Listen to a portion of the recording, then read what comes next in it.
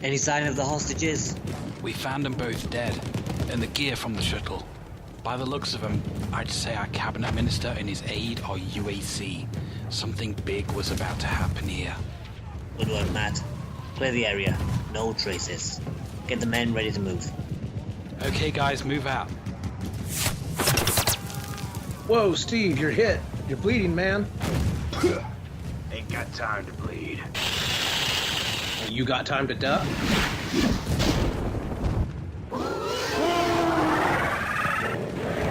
Damn it, Ryan, you stirred up the hornet's nest. Now we're in a whole heap of shit. We're gonna need a miracle now. What the hell is that? It's Retro Game Squad, baby.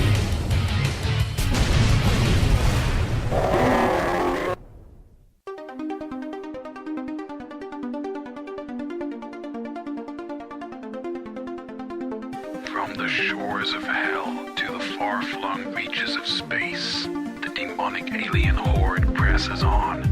Only one elite team of pasty white boys remain to push back the tide. Known only by their code name, they are the Retro Odyssey Extinction Squad.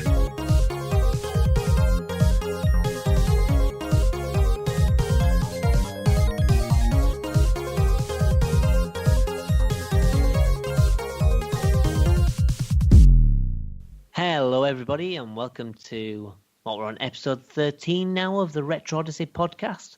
People are still listening to this for some reason. 13, unlucky for some, I guess, but hopefully this one won't be so much of a disaster. Anyway, I'm your host, Adam Miller, and as always, I'm joined by Matt, Ryan, and Steve. Hi, guys. Hello. Hello.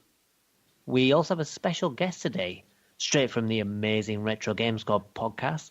It's John Hupp. Hi, John. Hey there. How are you doing? Having me on the podcast isn't making it unlucky.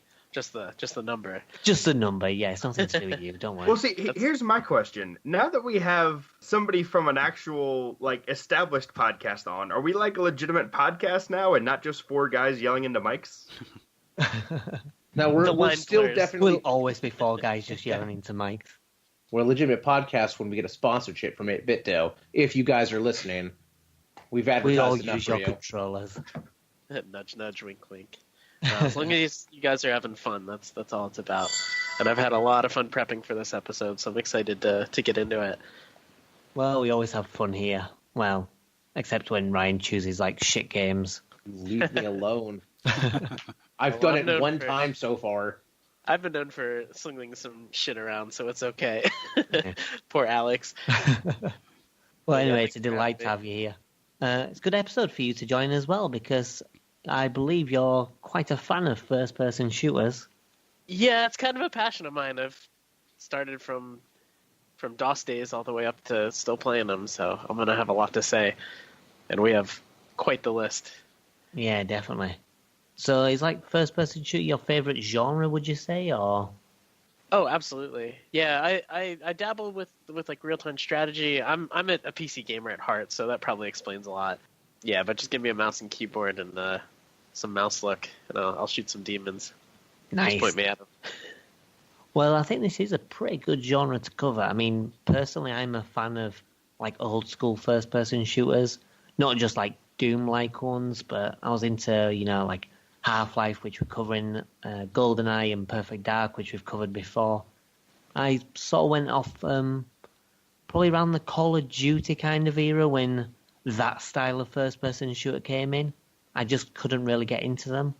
I liked Crysis, but, the other kind of games of that style, like Battlefield and Call of Duty, I just couldn't get to grips with.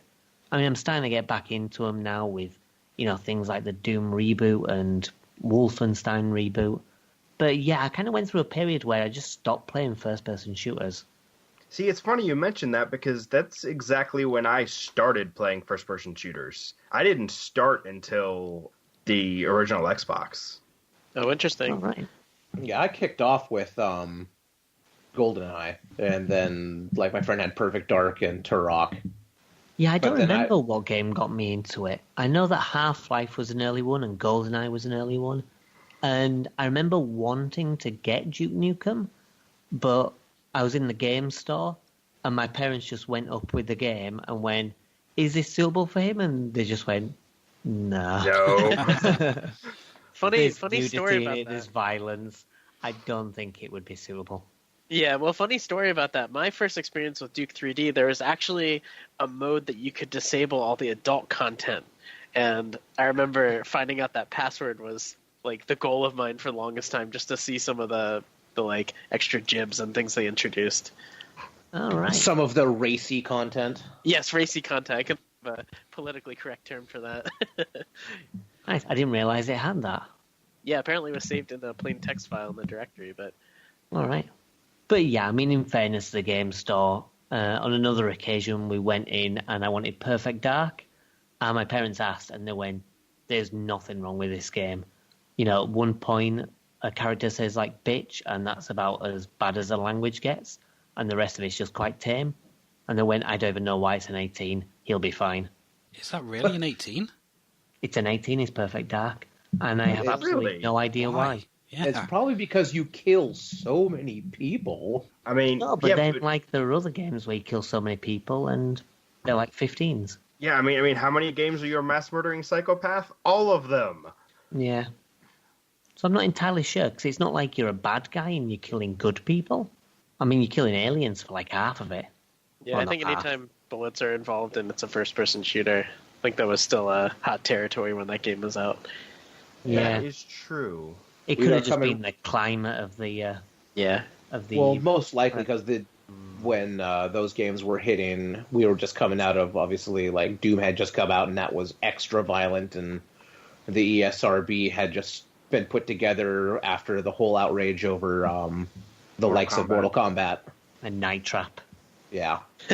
the horror. So game ratings hit and they probably went pretty hardcore for a second. Yeah, and it's on a Nintendo console too. You have to think about how that skewed that series of games. This is true. So, Yeah, Smash but I, Brothers mean, Melee is rated teen, I believe. Yeah, Is it really? but I think GoldenEye was a 12 over here. I think, yeah, I know it was a teen over here, which is Yeah. 13. Yeah. And maybe it's to do with the fact that the bodies don't disappear in Well, and Perfect Dark. also, I don't know about in Perfect Dark, but I know I know it. If GoldenEye was only a 12, because I know, like, in multiplayer, as you get shot up, you get blood-soaked. Yeah, because there's blood in it. So maybe it's just to do with the bodies, like, lying there and still I don't being... know. Weird. I don't know. I never understood the age rating, and I still don't. It's like a really odd rating choice for the game. And it probably affected sales, too. Oh, I'm Because sure it if you- did. If it was like a 15 or something, it probably would have sold a lot more.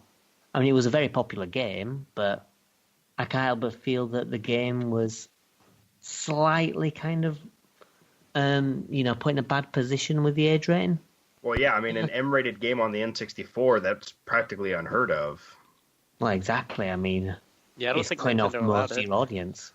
Yeah, that's kind of like AO being a death or adults only being a death sentence for a game. Because Grand Yeah. Theft Auto ran into that when they got it rebranded for a second from a little Yeah. hot coffee. Yeah, that's true. But on the other hand, I mean, with some games, like maybe with Grand Theft Auto, because of what kind of game it is, it can probably work in its favour. I mean, obviously, there's still the matter of getting a hold of a copy, but I think maybe it will increase the demand being an adults only because of what kind of game it is. They can sort of use that to its advantage.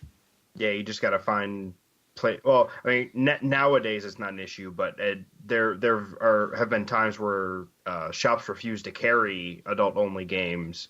But now Oh, a digital distribution is not an issue. Yeah, Oh, that's yeah. true. So anyway, first-person shooters, we're going to be dealing with a lot of violence. I don't think there are many first-person shooters that aren't violent. Not that I can think of off the top of my head anyway. But yeah, we're going to be dealing with some pretty violent games, and I'm looking forward to it. It's going to be a very cathartic episode, at the very least. Right, so I think that because we have a guest, we'll probably start with John's pick. So we'll have a little bit of a musical interlude, and then we'll get cracking with John's pick for this month.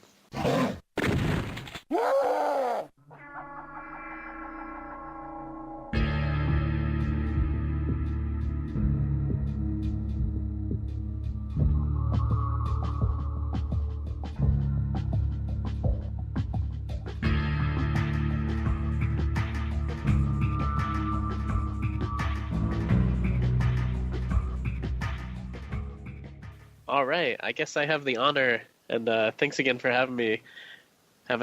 Introducing the first game of this list, I chose Half-Life, partially because you guys made awesome choices for your other ones. We'll get into those soon, but for Half-Life, a lot of people are familiar with it. I guess I should kind of talk about it like nobody's ever played it before, and if you haven't, then you better put this on your list. The game focuses on everyone's favorite physicist, Gordon Freeman. It's a first-person shooter in every sense of the word.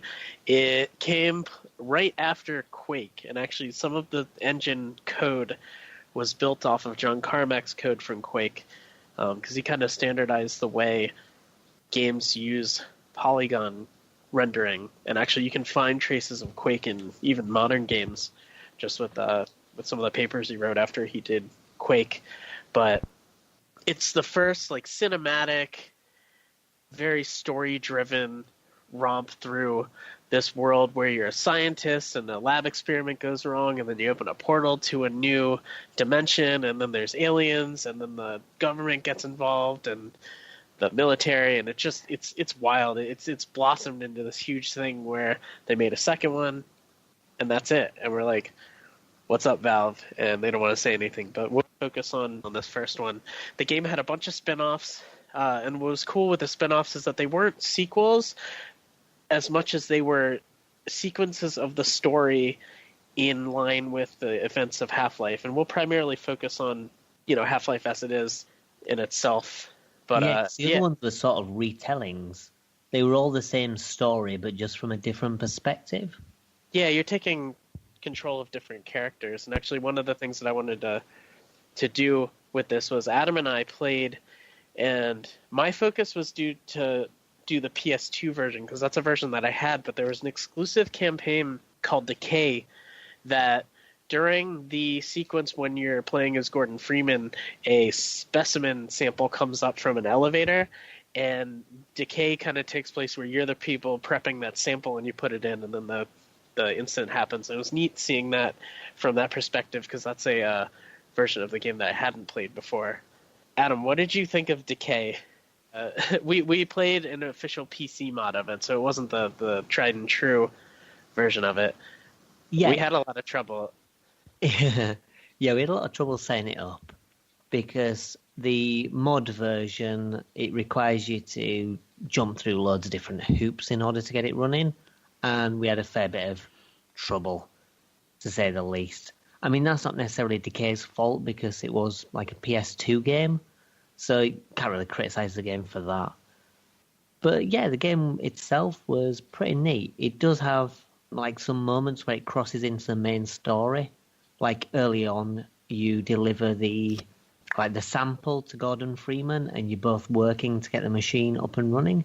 And it's kind of nice seeing it from that perspective. And there's a few other moments that kind of link into the main story. Like, again, the scientist that phones the military, you help that scientist in order to get the communication relay up and running. And those kind of twists are quite nice.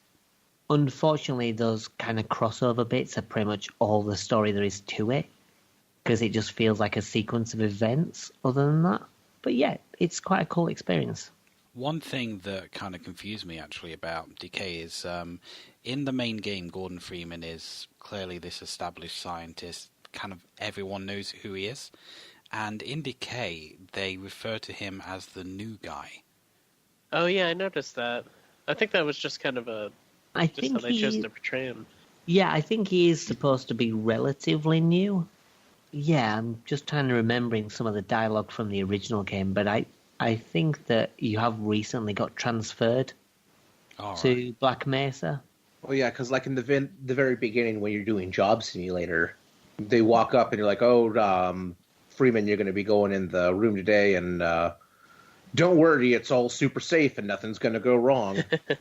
Of course, spoiler alert, everything goes wrong. Well, yeah, definitely. Just like, whoops, we've opened a dimensional portal.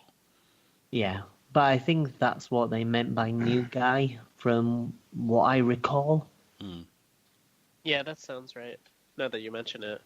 But yes, some of the design in Decay can be a little bit iffy. Like, John, did you have a chance to play the PS2 version after we finished? Yeah, I didn't get as far as we did with the playing co-op. It was a friend and I playing local, and honestly, the controls weren't great with the PS2 controllers. It's definitely a mouse and keyboard style game. Not that it's unplayable, it's just awkward. So the normal difficulty was about what we ran into with the co-op mod that we played, because when you're running a server, like, we had to set up a classic Half-Life server to run this mod, and that's what took so long when Adam and I were playing. But there was no difficulty setting that you could set, and you could save with the PS2 version, but it wasn't as advantage as we thought it was going to be after having experienced. We got up to like the third to last level, I think. I think we just had 2 or 3 levels left.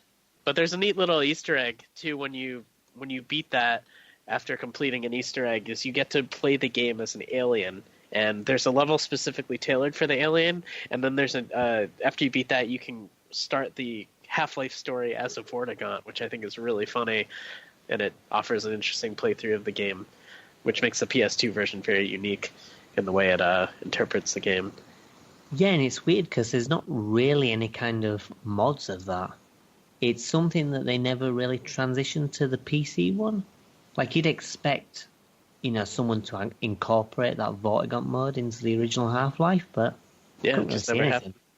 Yeah, but it's neat. Half-Life as did you guys play through how far did you guys get in the single player story for Half-Life? Not very. I completed it about a decade ago. I went through a bit of it again, maybe like a couple hours in, but I didn't complete it again on this particular playthrough, but I have done before. Okay.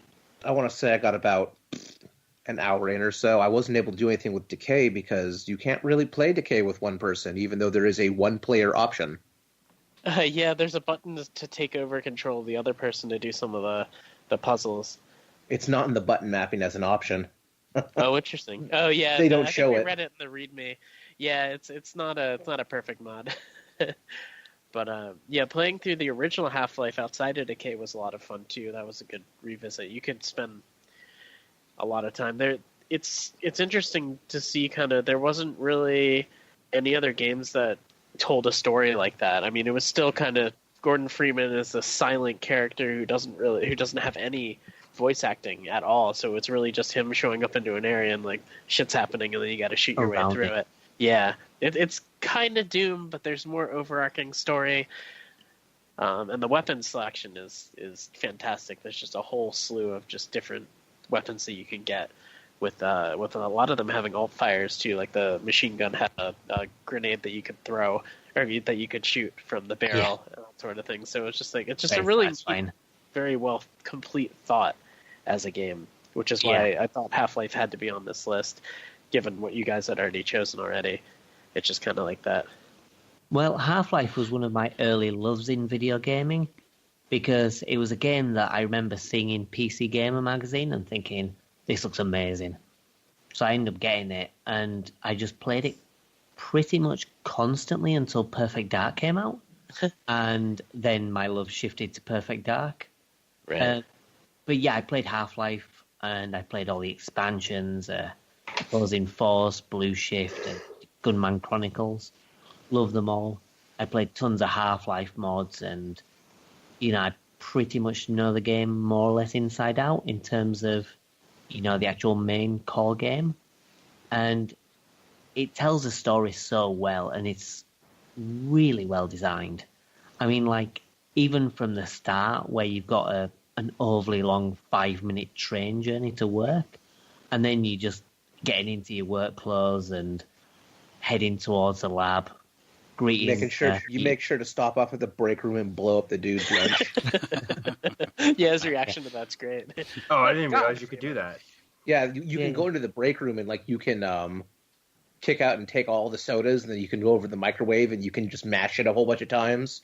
And I guess what you do is you turn it on high, and then it's like whirs for a second, then pops, and you saw his lunch blow up, and he's like, "Oh, what the hell? What are you doing, Freeman?"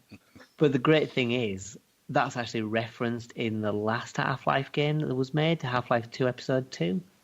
because the guy, Dr. Magnuson, I think his name is, he says, don't think I forgot about the microwave incident. See, so in contrast to Adam, this was actually my first experience with Half-Life, like, at all.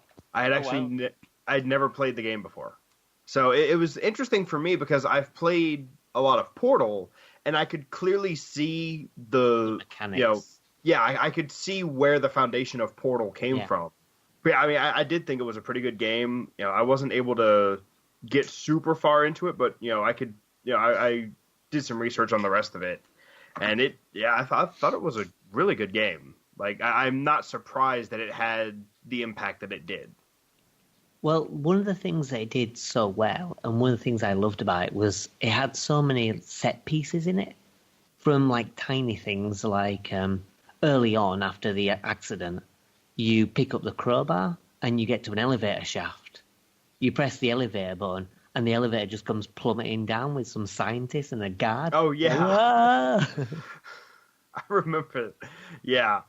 And there's other bits as well, like there's one bit where you see a scientist and he's trying to push a filing cabinet on top of a head crab, and he succeeds.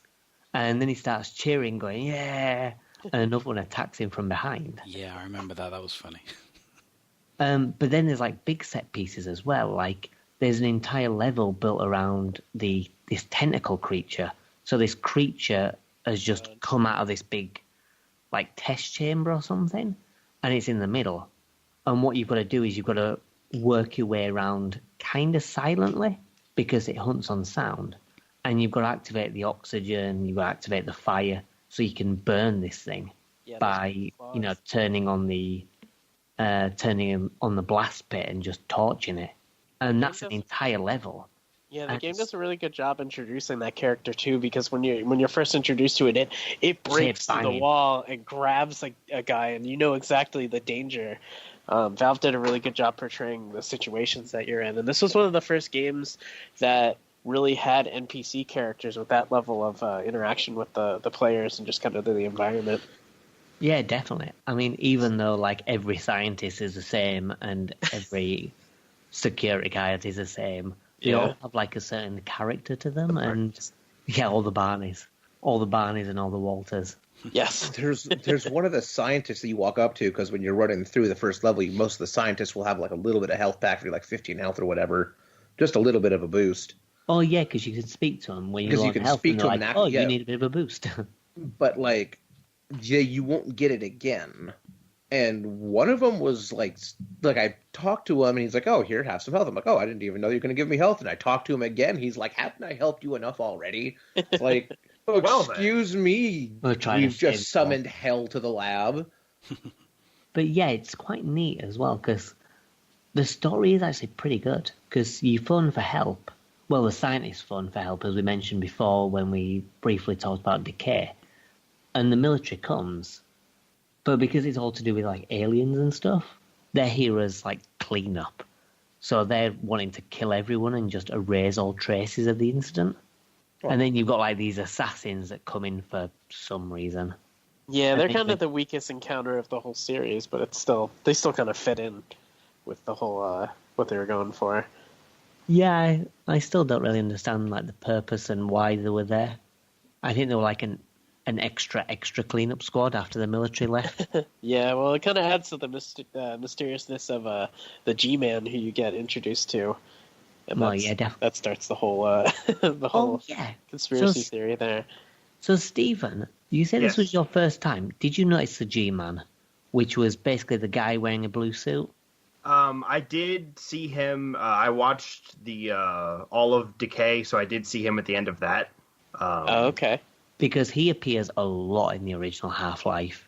If you're looking carefully, you can see him observing you from different spots. Oh, like one place you'll go to a door and you'll see his face behind a door. Like in the train journey, he's in one of the glass rooms that you pass. And he's basically just a continual presence throughout the whole thing. And he always seems to be there. So is he supposed to be Gabe? Well, I don't think he's supposed to be Gabe.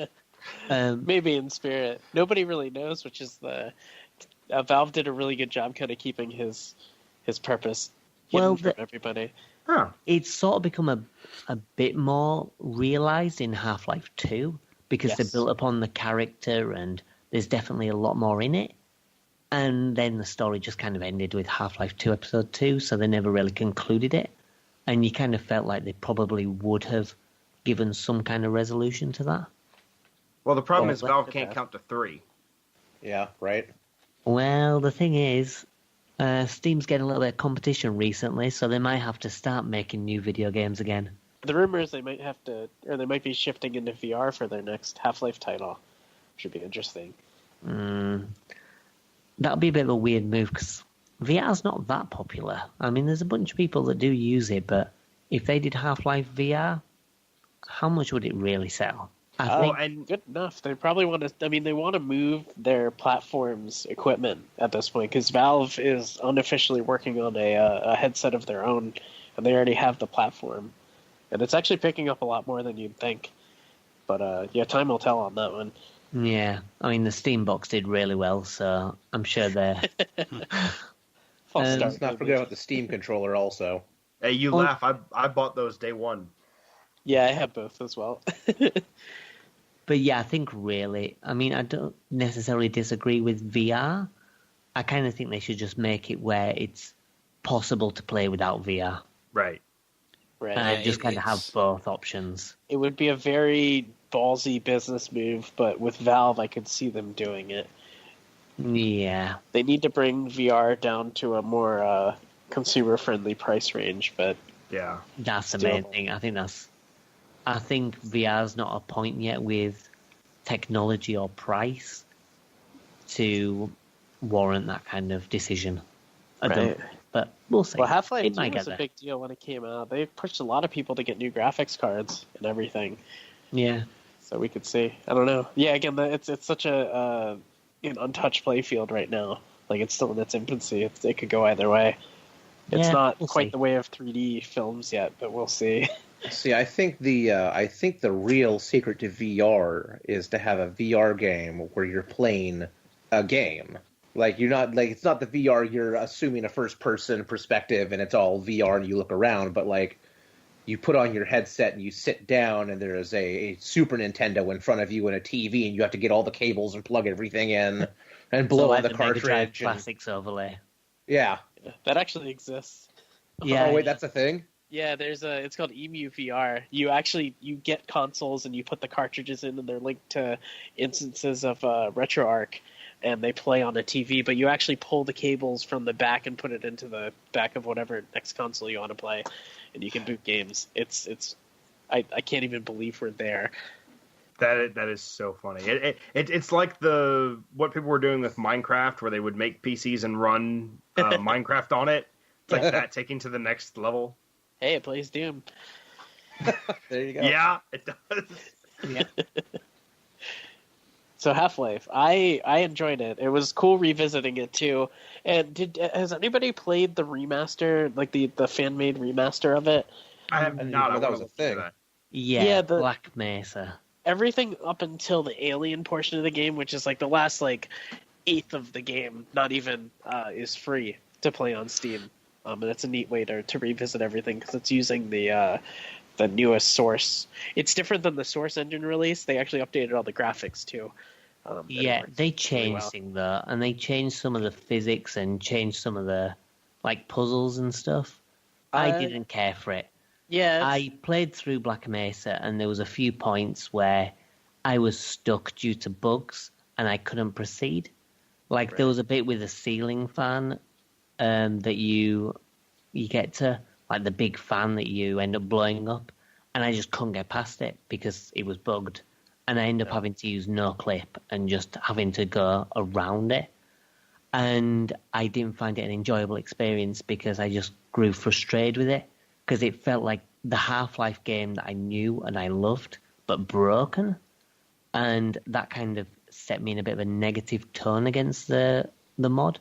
Right. I mean, I appreciate that it's free and I appreciate the effort they've done to it, but I felt like my experience with it overall was kind of a negative one. Yeah, that's a really huge turnoff. It was really rough around the edges when it first came out, but they're still actively developing it, so we'll see where Yeah. the future of that goes. I mean, when I played it, this was before it was on Steam. So it was, Right, I remember. I suppose, sort of early version, but it was still up until Zen. So it was Right. still like all that kind of content. But Yeah, that's the version that I played. I still haven't played any of the Zen stuff. I don't even know if that's out. Probably not. Yeah, I know they're still working on it, but So, like, Stephen, you didn't get that far. Ryan, have you got to the Zen levels? No, I don't think so. All right, so Matt, then, what's your Yes. opinion of Zen? Well, my opinion of that kind of extends to the entire game, really. And I mentioned in the when we were talking about Metroid Prime, there are 3 words that just send dread into my heart, and that is First-person first-person platforming. And the game is full of it. I mean, Zen has a lot of it, but there's also a lot throughout the game, and it just really pisses me off, to be honest. It's the one thing. Well, I was going to say it's the one thing that pisses me off about the game, but there are several things. But it is one of the main things, and you've got those big floating islands in the alien levels, which are a pain in the arse. I mean, you've got your long jump by that point, but it's easy to miss, and I just find the whole thing frustrating. Yeah, I mean, Zen is kind of weird. I like the idea behind it, but I find that it's a bit hit and miss. Like, the bit at the beginning where you long jump in between the platforms is kind of crappy. And then you meet and fight the Gunarch, which is kind of cool. And you get to the factory where all the alien slaves are at, and they're working. There's these big barrels and conveyor belts and stuff. And that's really neat. And then you get to, like, the final boss, and you're like, I like the design of it, but the fight is kind of shit. So I find that Zen is a bit of a mixed bag. I don't hate it as much as, like, a lot of people do, but I don't particularly love it either. It does feel like an anticlimactic end, but it's not too bad in my opinion. But unlike you, I don't have an issue with the platform in this game. I find that the first-person platforming in it is fine. I don't actually remember any points where I've had an issue with it. But again, you know, I've played this game since it first came out, and I played it continually, so that could just be like muscle memory at this point. I'm a little biased as well because of that. I do remember Zen being probably, I don't want to say low point because it's not the worst, but it wasn't my favorite part of the game. And a lot of it comes from having experienced that first, like, good chunk, more than good chunk, like the whole 3/4 of the game being awesome, and then the Zen just being this weird thing. And especially that last, what is that, like a floating brain baby thing that you have to kill? I don't even know how to describe that to someone. Yeah, it's basically just a floating psychic baby. I kind of feel that Zen would have been better if they just cut it down. Like, as I say, the alien factory bit was cool, and I think having an outside bit, just like on the main land when you land after the platforming section, having a bit there, maybe have the Gunarch fight, then the alien factory, then Nylanth, and then done. And then maybe make the Nylanth fight a bit better. And then it would have been better, just cut it down and make it a little bit tighter, and it would have been good.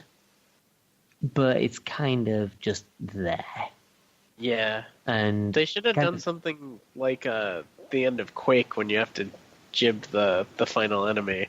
Something like that, where it's kind of out of the box thinking rather than just like load this thing up with bullets or rockets or whatever you got. Well, that's the thing. I mean, you know, as you say, with Quake, it was a bit more of an intelligent kind of solution. And this was like an intelligent first-person shooter. So it really should have been more like a puzzle. Like with the tentacles, like we were saying, where the whole level's built around it. Maybe there was, you know, the presence of the Nylanth is there as soon as you enter the Zen, and you have to find a way to kill it, even though you can't kill it with conventional weaponry. I don't know, something like that would have been better, maybe.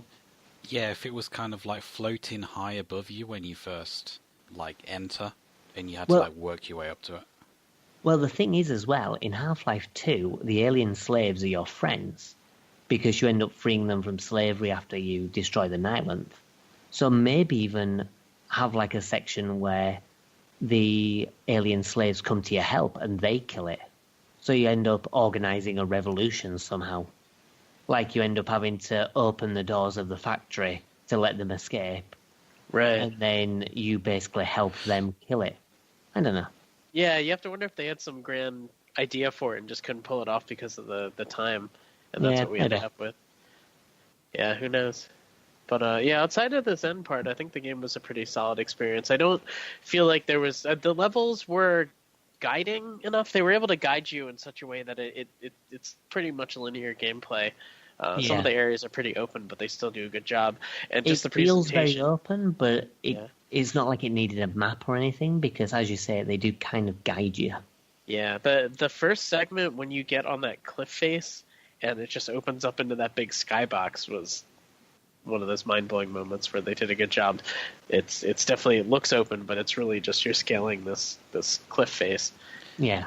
Actually, there is something I wanted to mention about that cliff face bit. You know, you go around the cliff face and then you enter back in via a pipe, and when you go to the pipe, one of the crabs actually jumps out at you, and I instinctively step backwards. Now, you're on a cliff face. I fell to my death because of that little thing. That little prick bloody crab. You see, by that point in the game, I was kind of expecting crabs out of every kind of small hole, because they're everywhere. As soon as you enter a vent, there's a crab there.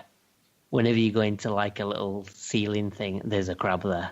Yeah, for some reason I just wasn't expecting it there, and I just panicked. And he just popped out. Yeah.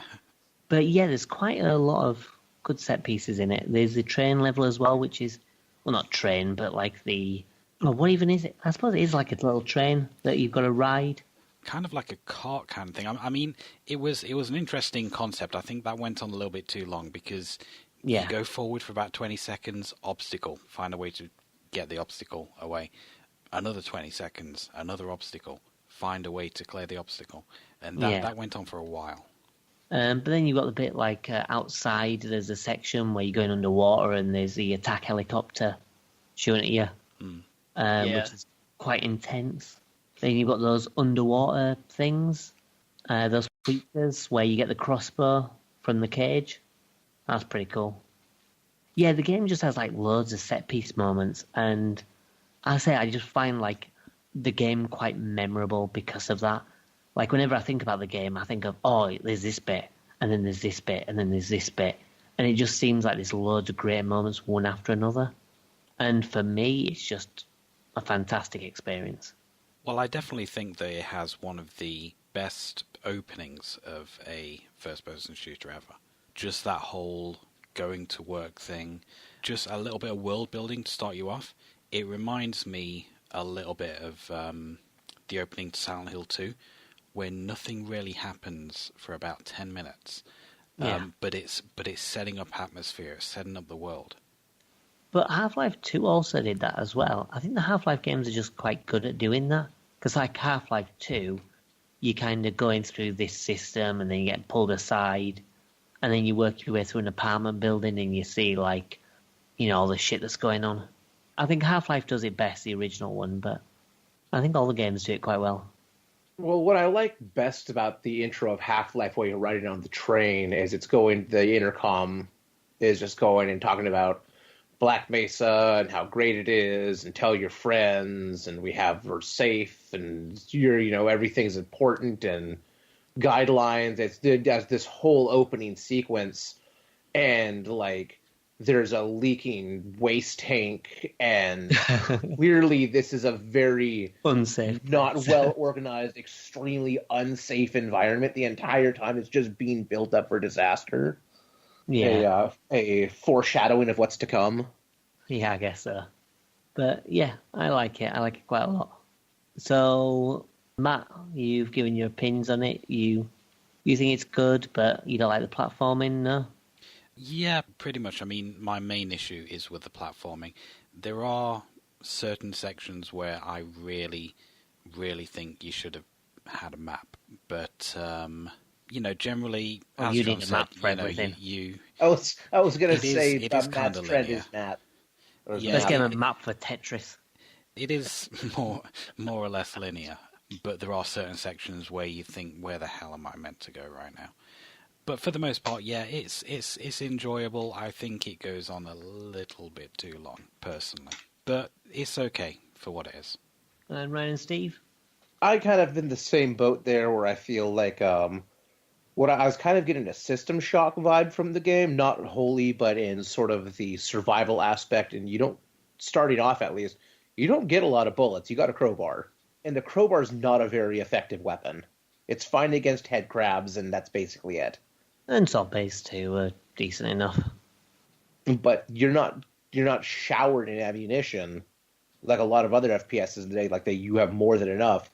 You kind of have to pick your battles. Do I take a little bit of damage here because I know I'm going to come across something where I just should use the gun? Or do I just want to avoid this and use the gun now and hope for the best later? And that's not a bad thing. It fits into the survival, the survival horror, because that's kind of what Half-Life 2 or Half-Life is. It's kind of a survival horror, low-key. Definitely, stuff's horrible. Yeah, I suppose so. It fits well enough, but I didn't get far enough to get into the platforming, and one thing that System Shock did was it threw really awful platforming at you. Maybe it's System Shock 2 that did really horrible platforming? I don't know, I've not played those games. Yeah, I think it was the second one.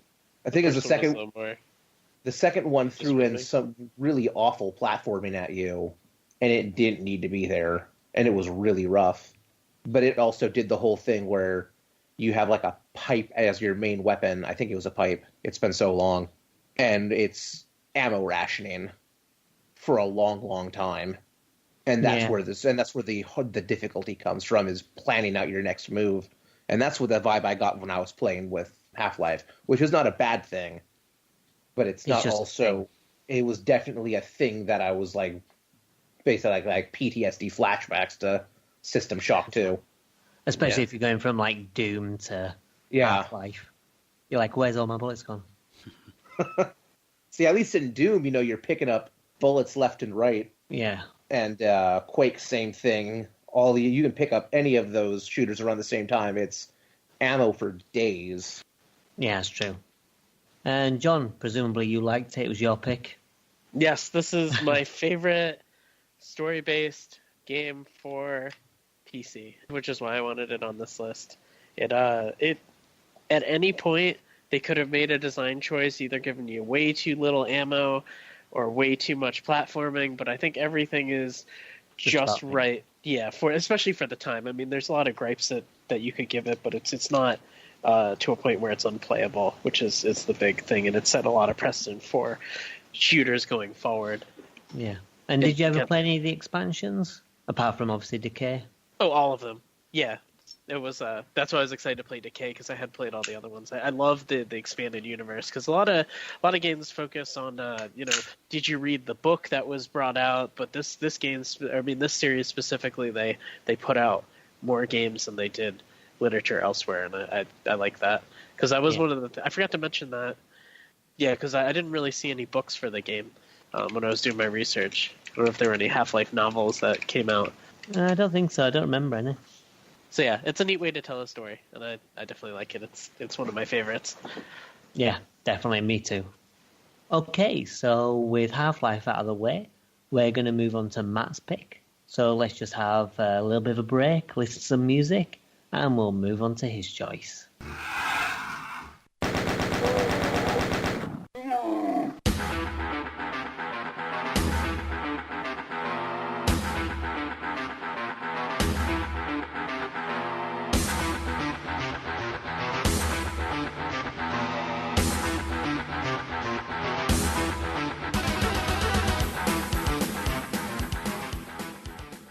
My pick for this month is one of the most iconic, if not the most iconic, first-person shooters of all time.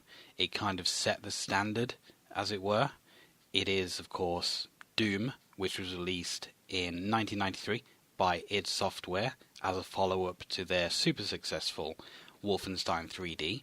And it really brought the FPS genre to the forefront, and it became this super cultural phenomenon almost, where Doom was installed on more PCs than Windows 95, I believe it was at one point. And I've heard that. Yes, that is an accurate statement. And it just took over the entire world for quite a long time. And this came out before the term first-person shooter was actually coined, and every first-person shooter that came out after that for a number of years was just called a Doom clone. It was that ubiquitous. Basically, it is just FPS distilled down to like the very, very core. You've got a lot of different guns, you've got a lot of different enemies, you've got to get to the exit and kill everything in your way. And so how was Doom categorized then? If first-person shooter didn't come till like a lot later, and then we had Doom clone, was it given a category at the time? I'm not entirely sure, to be honest. So. I don't remember. It might have just been called a shooter at that point. I'm not sure when the term first-person shooter was actually coined, but it was definitely after Doom, because like I said, everything else was called like a Doom clone for several years. If you think about this, it was the early 90s, so it was probably categorized as a violent devil's video game. Oh, it was by a lot of people. That was the official category, was a tool of Satan. Yeah, probably by John Romero himself. I mean, he was nuts enough. He was? Yeah. He still is. Nuts, but also passionate. Passionate, I think that's a better word to describe it. It also popularized the shareware format, where the very first episode of the game, Knee Deep in the Dead, was released for free. You could just download it from anywhere. It was on a lot of discs at the time, and then you would like mail order the rest of the game. And then in 1995, they released a physical edition called Ultimate Doom, which had like a 4th episode tagged onto it, which is like a super hardcore episode as well. It is like tough as nails. But it's one of those games where you can kind of like change the difficulty to suit your own capabilities. There are like 5 different difficulty levels, and basically there's something there for everyone. If you're like really, really terrible at these kind of games, you can just whack it down to the lowest difficulty and blast through it. As long as you don't mind being called a wimp or whatever the lowest is called. Oh yeah, they are a little bit sarky, especially like when you quit the game as well. It gives you all these little quips like, "Are you sure that you really want to play DOS more than you want to play me?" So what are the difficulty modes? Does anyone remember them all? There's Ultra Violent, Nightmare, Please Don't Hurt Me, and I don't remember the other 2. Wait, wasn't one of them Hurt Me Plenty? Hurt Me Plenty? Yeah. And then the lowest was something like Wimp or something like that. No. I think the lowest was Take It Easy, wasn't it? I get them mixed up with the Wolfenstein entries, like Can I Play Daddy and all those other ones. And I get them mixed up with Duke Nukem. Yeah, there's 5 difficulty levels. You have Nightmare, Ultra Violence, Hurt Me Plenty, Hey Not Too Rough, and I'm Too Young to Die. That's what it was. Ah, yeah. And on that lowest difficulty, you take kind of like half damage. And there's only like half the enemies as well. Yeah, and you get double ammo as well. Yeah. So it's pretty good for the casual shooter fan. Yeah. Like I say, it has a lot of different kind of like guns. It's got like everything from like pistol, shotgun, chain gun, all like your weapons that kind of became classic in first-person shooters that came after it. And even now, the feel of these weapons in the original Doom still beats a lot of games that came after it. There's like a weight to them, like a satisfaction of actually using them that make. I mean, I don't know if I've mentioned this before, but Doom is actually my second favorite video game of all time after Silent Hill 2, and there's a reason that it still holds up.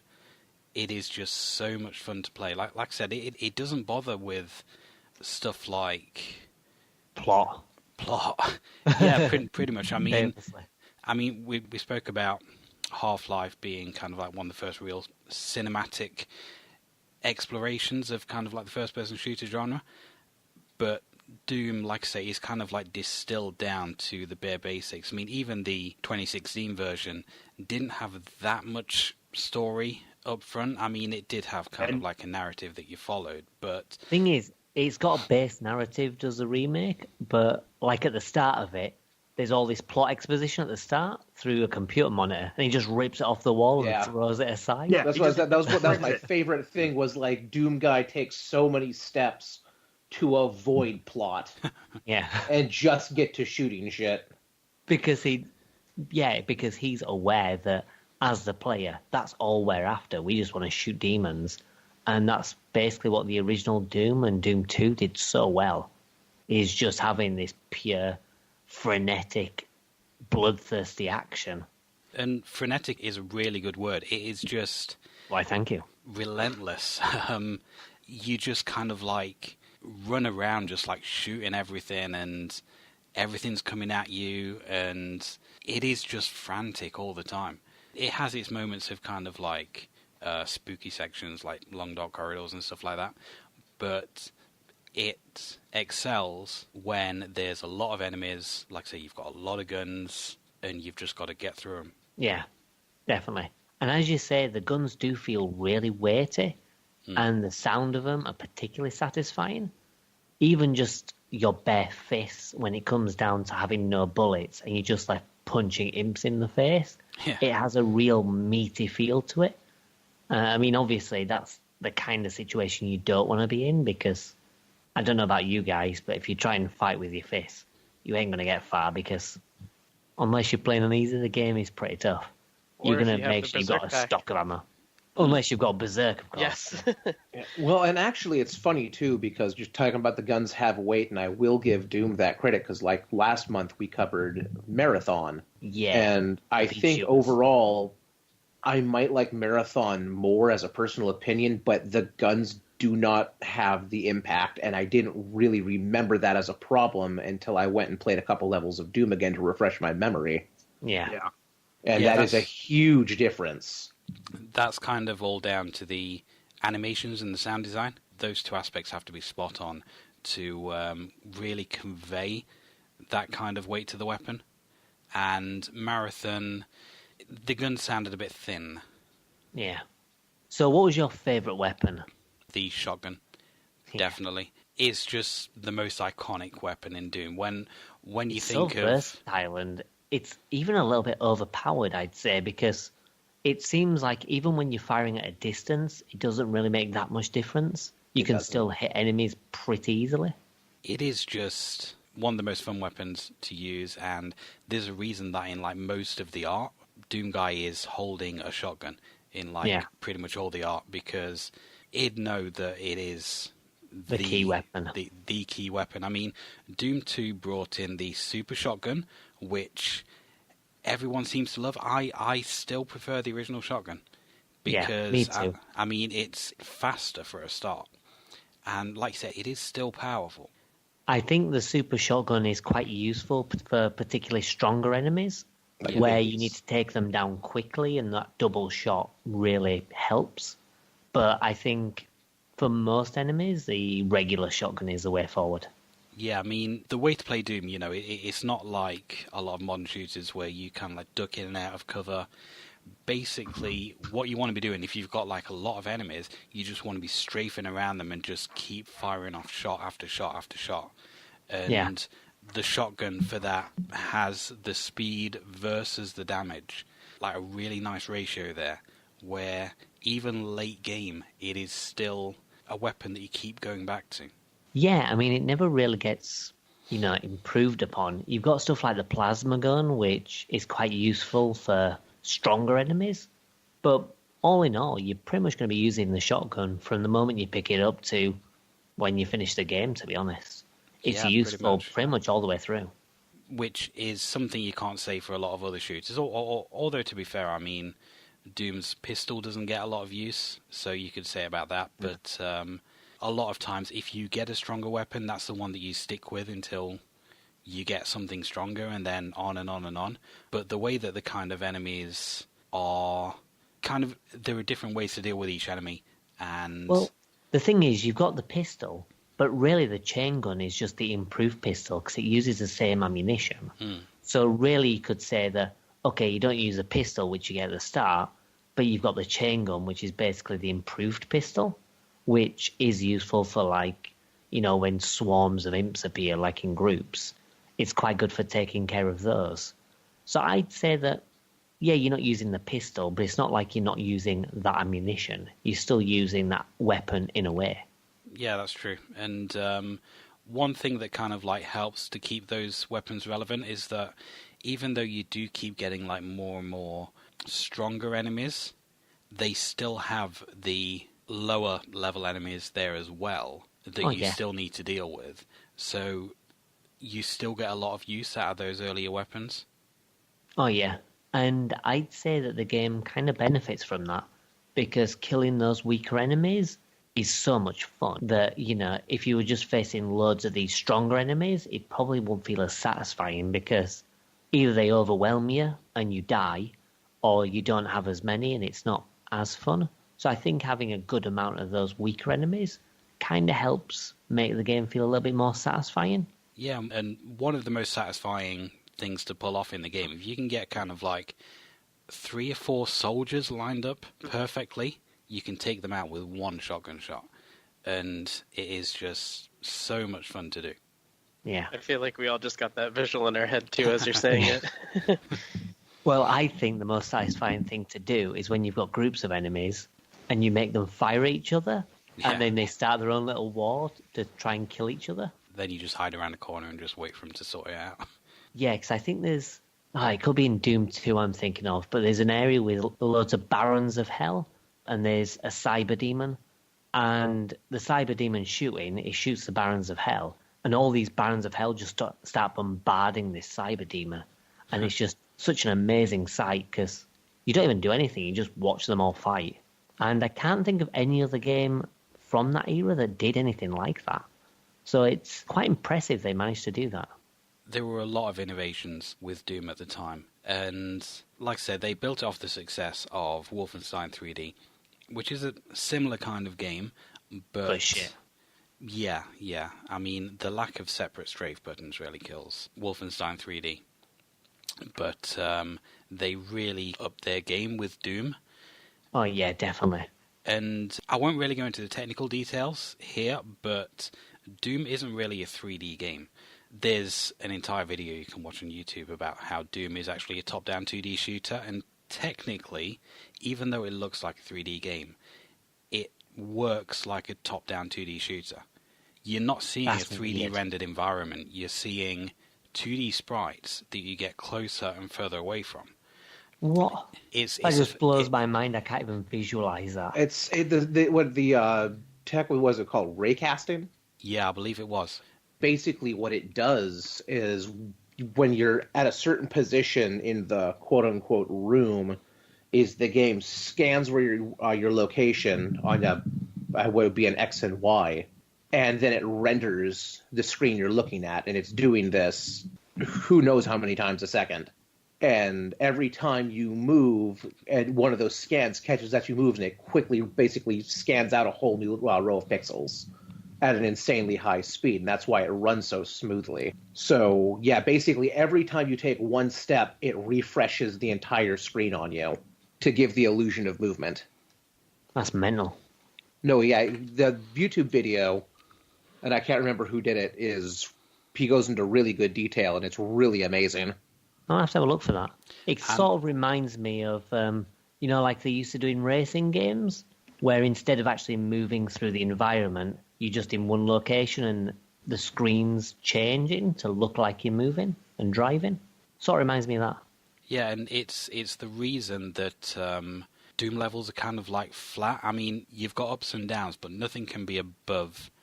That's true, because you can activate switches as long as you're kind of on the right vertical plane of it, it doesn't matter if it's above or below you, as long as you're in line with it, then it's fine. You can still press it.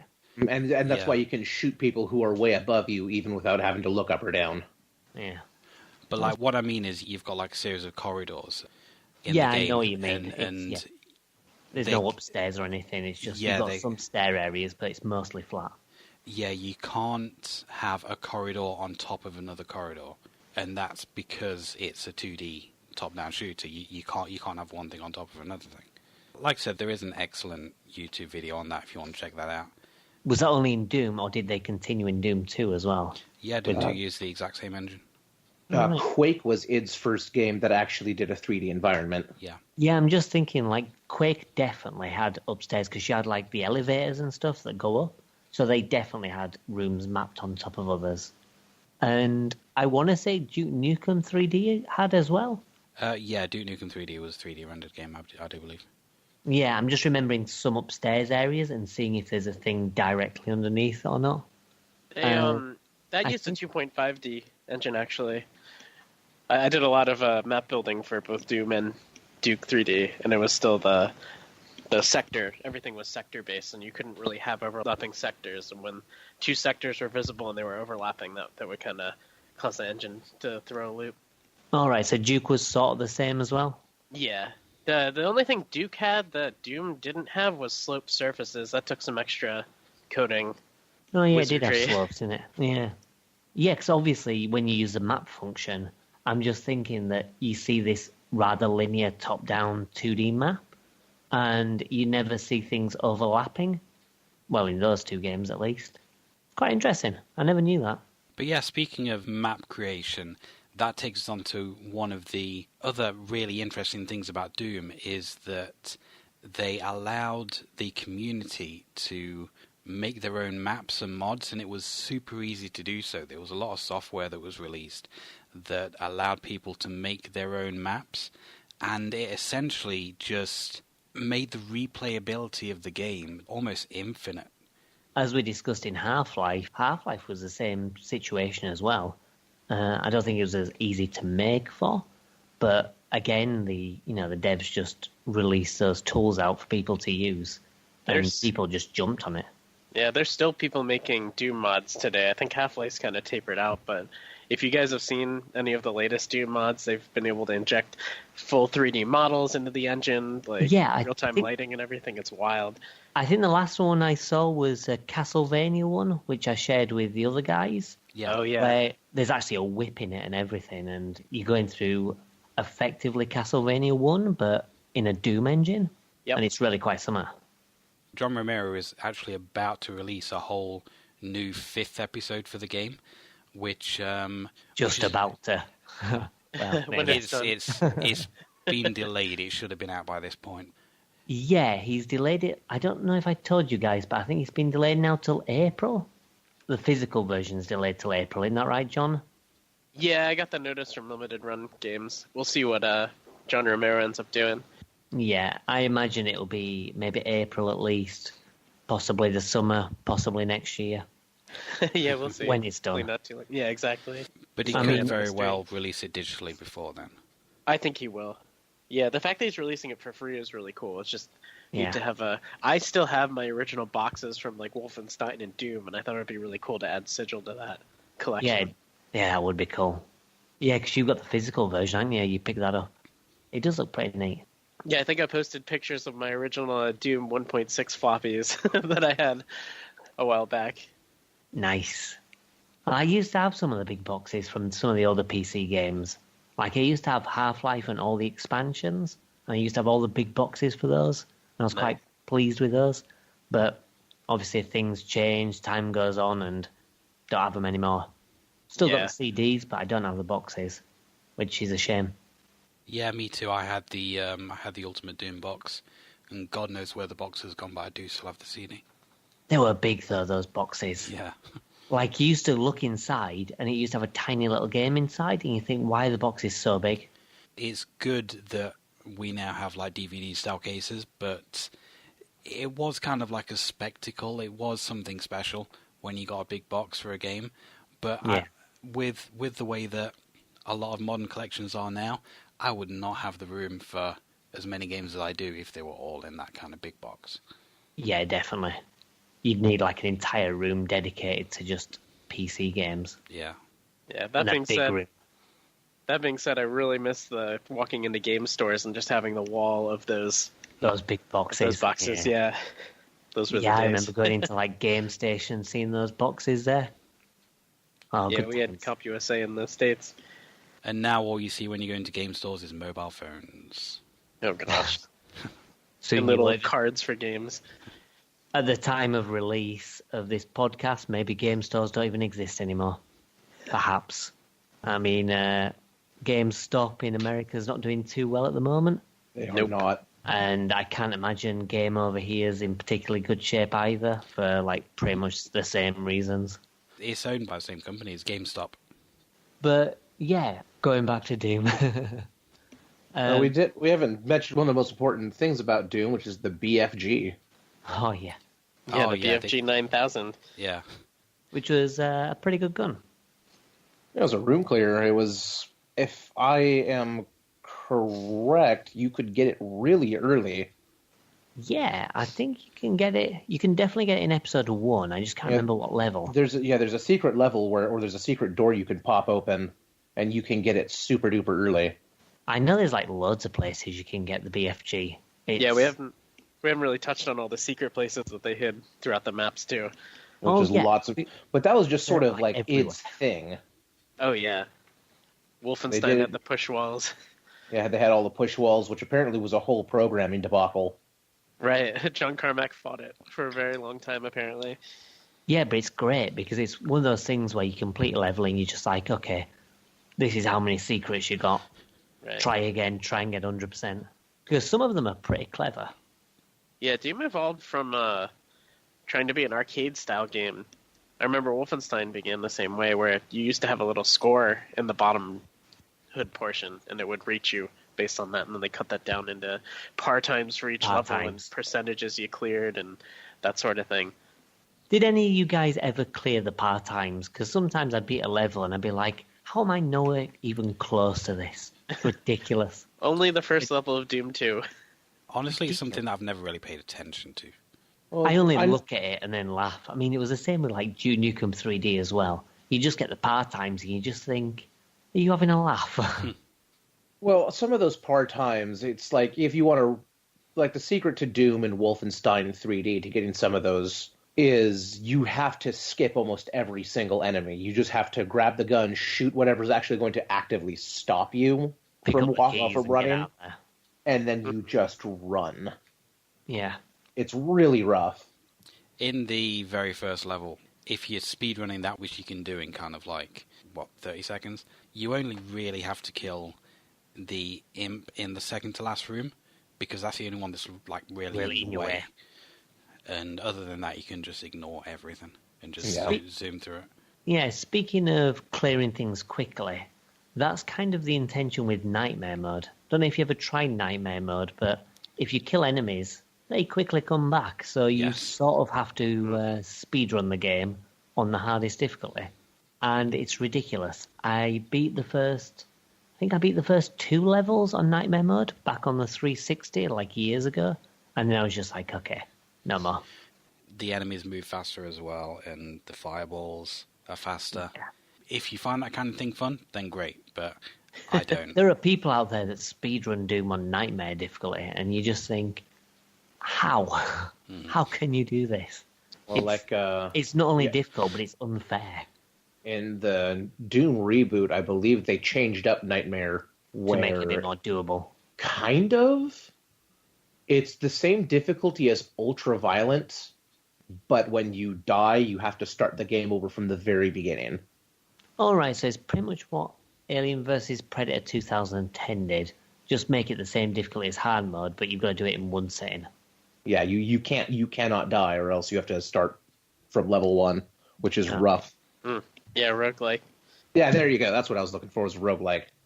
Yeah, that's crazy. I need to spend more time with the newest incarnation, and I saw a video of the sequel to that they're going to release. Oh, Doom Eternal. Yeah, it looks so good. They've not actually released that much information. Say it's out this year. They announced it, released a bit of footage, and it's kind of been quiet on that front for a while. I'm expecting wondering Christmas when time. they release it. Well, I'm kind of hoping before Christmas time. I was hoping for like maybe summertime or October at the least. Anyway, sorry, what were you saying, John? Yeah, no, I was just saying that I spent a lot more time with the original Doom games outside of the new ones. It's definitely, if no one else put this game on the list, I would have put it on there. And that goes for a lot of these too.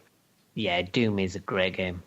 One thing that I happen to remember, Matt, you didn't mention what platforms Doom is available for. Oh, sorry, yeah. The answer is all of them. Yeah, it might be better to tell you what it's Say not what it's out not. for. It was obviously released on PC first, and it was just so popular that it was just ported to every single system you can think of. Even stuff like the Spectrum had. I mean, I don't think there was an official release or proposed release for the Spectrum, but people have got it running, and looking all right for the Spectrum on like the home computers and stuff like that. And like I say, it was just on everything. It's on the SNES, which is a terrible version. It's on PlayStation, Saturn. It's been an N64 version, but that's like a complete new game. I mean, didn't people get it running on graphing calculators? I've heard stories about barely- being like on fridges and stuff. Well, I was about to say, because like the whole thing became like originally it was like, oh, I have a computer, but can it run Crysis? And then people started putting Doom on everything. Is like, well, can it run Doom? I've got to watch Can It Run Doom? They've gotten Doom running on an oscilloscope, and it is the craziest thing to watch. Yeah.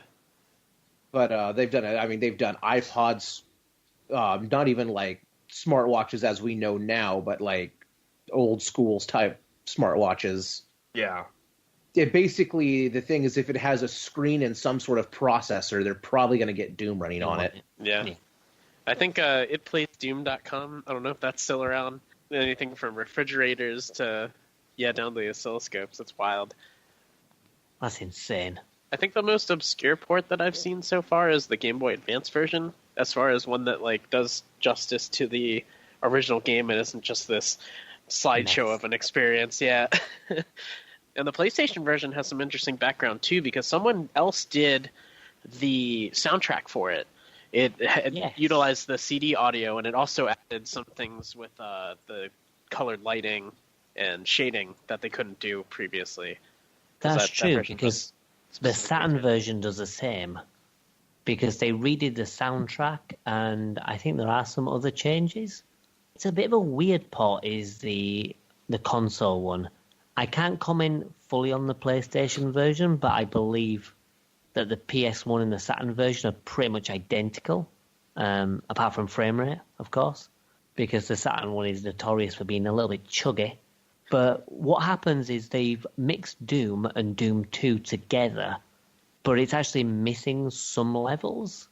But then they've got like a load of new levels included as well. So there's some levels that I've never even played before, and they're exclusive to the PlayStation and Saturn versions. And the game just plays like all the way through. It's not like episode 1, 2, 3, 4, and then Doom 2, 1, 2, whatever. It just all plays continuously, one level after another, until you're at the end. Which basically means like all your weapons and health and stuff like that continues, even between episodes, which, can be a blessing, can be a curse, depending on, the state you're in by the end of the level. Right. But it's quite cool. I was just saying, there was the, if I remember correctly, there's the Atari Jaguar version, which is actually apparently one of the smoother running, but it didn't have music? No, the Jaguar had a newly commissioned soundtrack, I do believe. Jaguar was missing something. It had the soundtrack, it just didn't have the game. You just had to listen to the music. But, yeah, I'm not entirely sure. Maybe they commissioned the soundtrack and weren't able to use it or something. Because when it came to console releases, apparently the Jaguar was one of the better releases on one of the worst consoles ever made. Hey, the Jaguar's not too bad. Yeah, don't let Jeff hear you say that. He'll come after you. Oh, the Jaguar, bless it. It tried. It tried hard. Apparently it came with one of those key overlays, too. Yeah, because it had a 10 key on it for some reason. In case you wanted to dial your phone while you're... Yeah, no, it had the Jaguar had an ABC button, a D-pad. Did it have triggers? I don't remember if it had triggers on it. I don't think it did. The mess of a system. It's been the last time I touched one. I think I was 12, so it's been a decade. And you've never been the same since. Yeah, right. There is a re-release version with triggers on it, but the original one does not. Okay, yeah, but then it has just a big fat numpad right in the middle. Yeah. That looks super uncomfortable to actually hold. It's not comfortable at all to hold, but Tempest 2000 is a fun game. Yep, which you can also play on other consoles, which Yeah, I know. aren't as shit. Right. But yeah, no, all this talk of music, all the music was for Doom was originally its original compositions, but it's all very similar to very popular Kind of rock and music. metal of the time. Yeah. And it was really good as well. Oh god, it's so good. Because I played the Saturn port for the podcast, which is a great port. Don't let anyone, slate it, because it's okay. But the music, I miss the music from the original game. I mean, stuff like, Episode 1, Mission 1, which is obviously the big famous one, is just so damn good that you miss it when it's gone. Yeah, all of the music throughout the game is just top notch. Oh yeah, definitely. It gets you wanting to shoot stuff. I mean, I've got the original soundtrack in my iTunes library and 2 full remixes of the soundtrack as well, and they're all fantastic. So which episode is your favourite then, Matt? The first one, purely because it's the one that I am most familiar with. I know that episode like the back of my hand. I've completed the game through several times, most recently last year. But that one, because I didn't have the full game to start with, I only had the shareware version. I only had the first episode. So I just played that over and over and over. And it just has the most nostalgia for me. And I mean, it's not, replaying this game isn't about nostalgia. It is still a super fun experience. But having that familiarity with those levels, it's almost kind of like muscle memory, what you need to do, so you can focus on the fun bits of actually shooting the enemies and getting through the level. Yeah. For me, it's all about episode 4. Episode 1's probably my second favourite. As you say, I'm quite familiar with it. And I love episode 3 because of how it looks, but I find that the levels are a bit maze-like. But yeah, episode 4, I think, really brutal, but really well designed.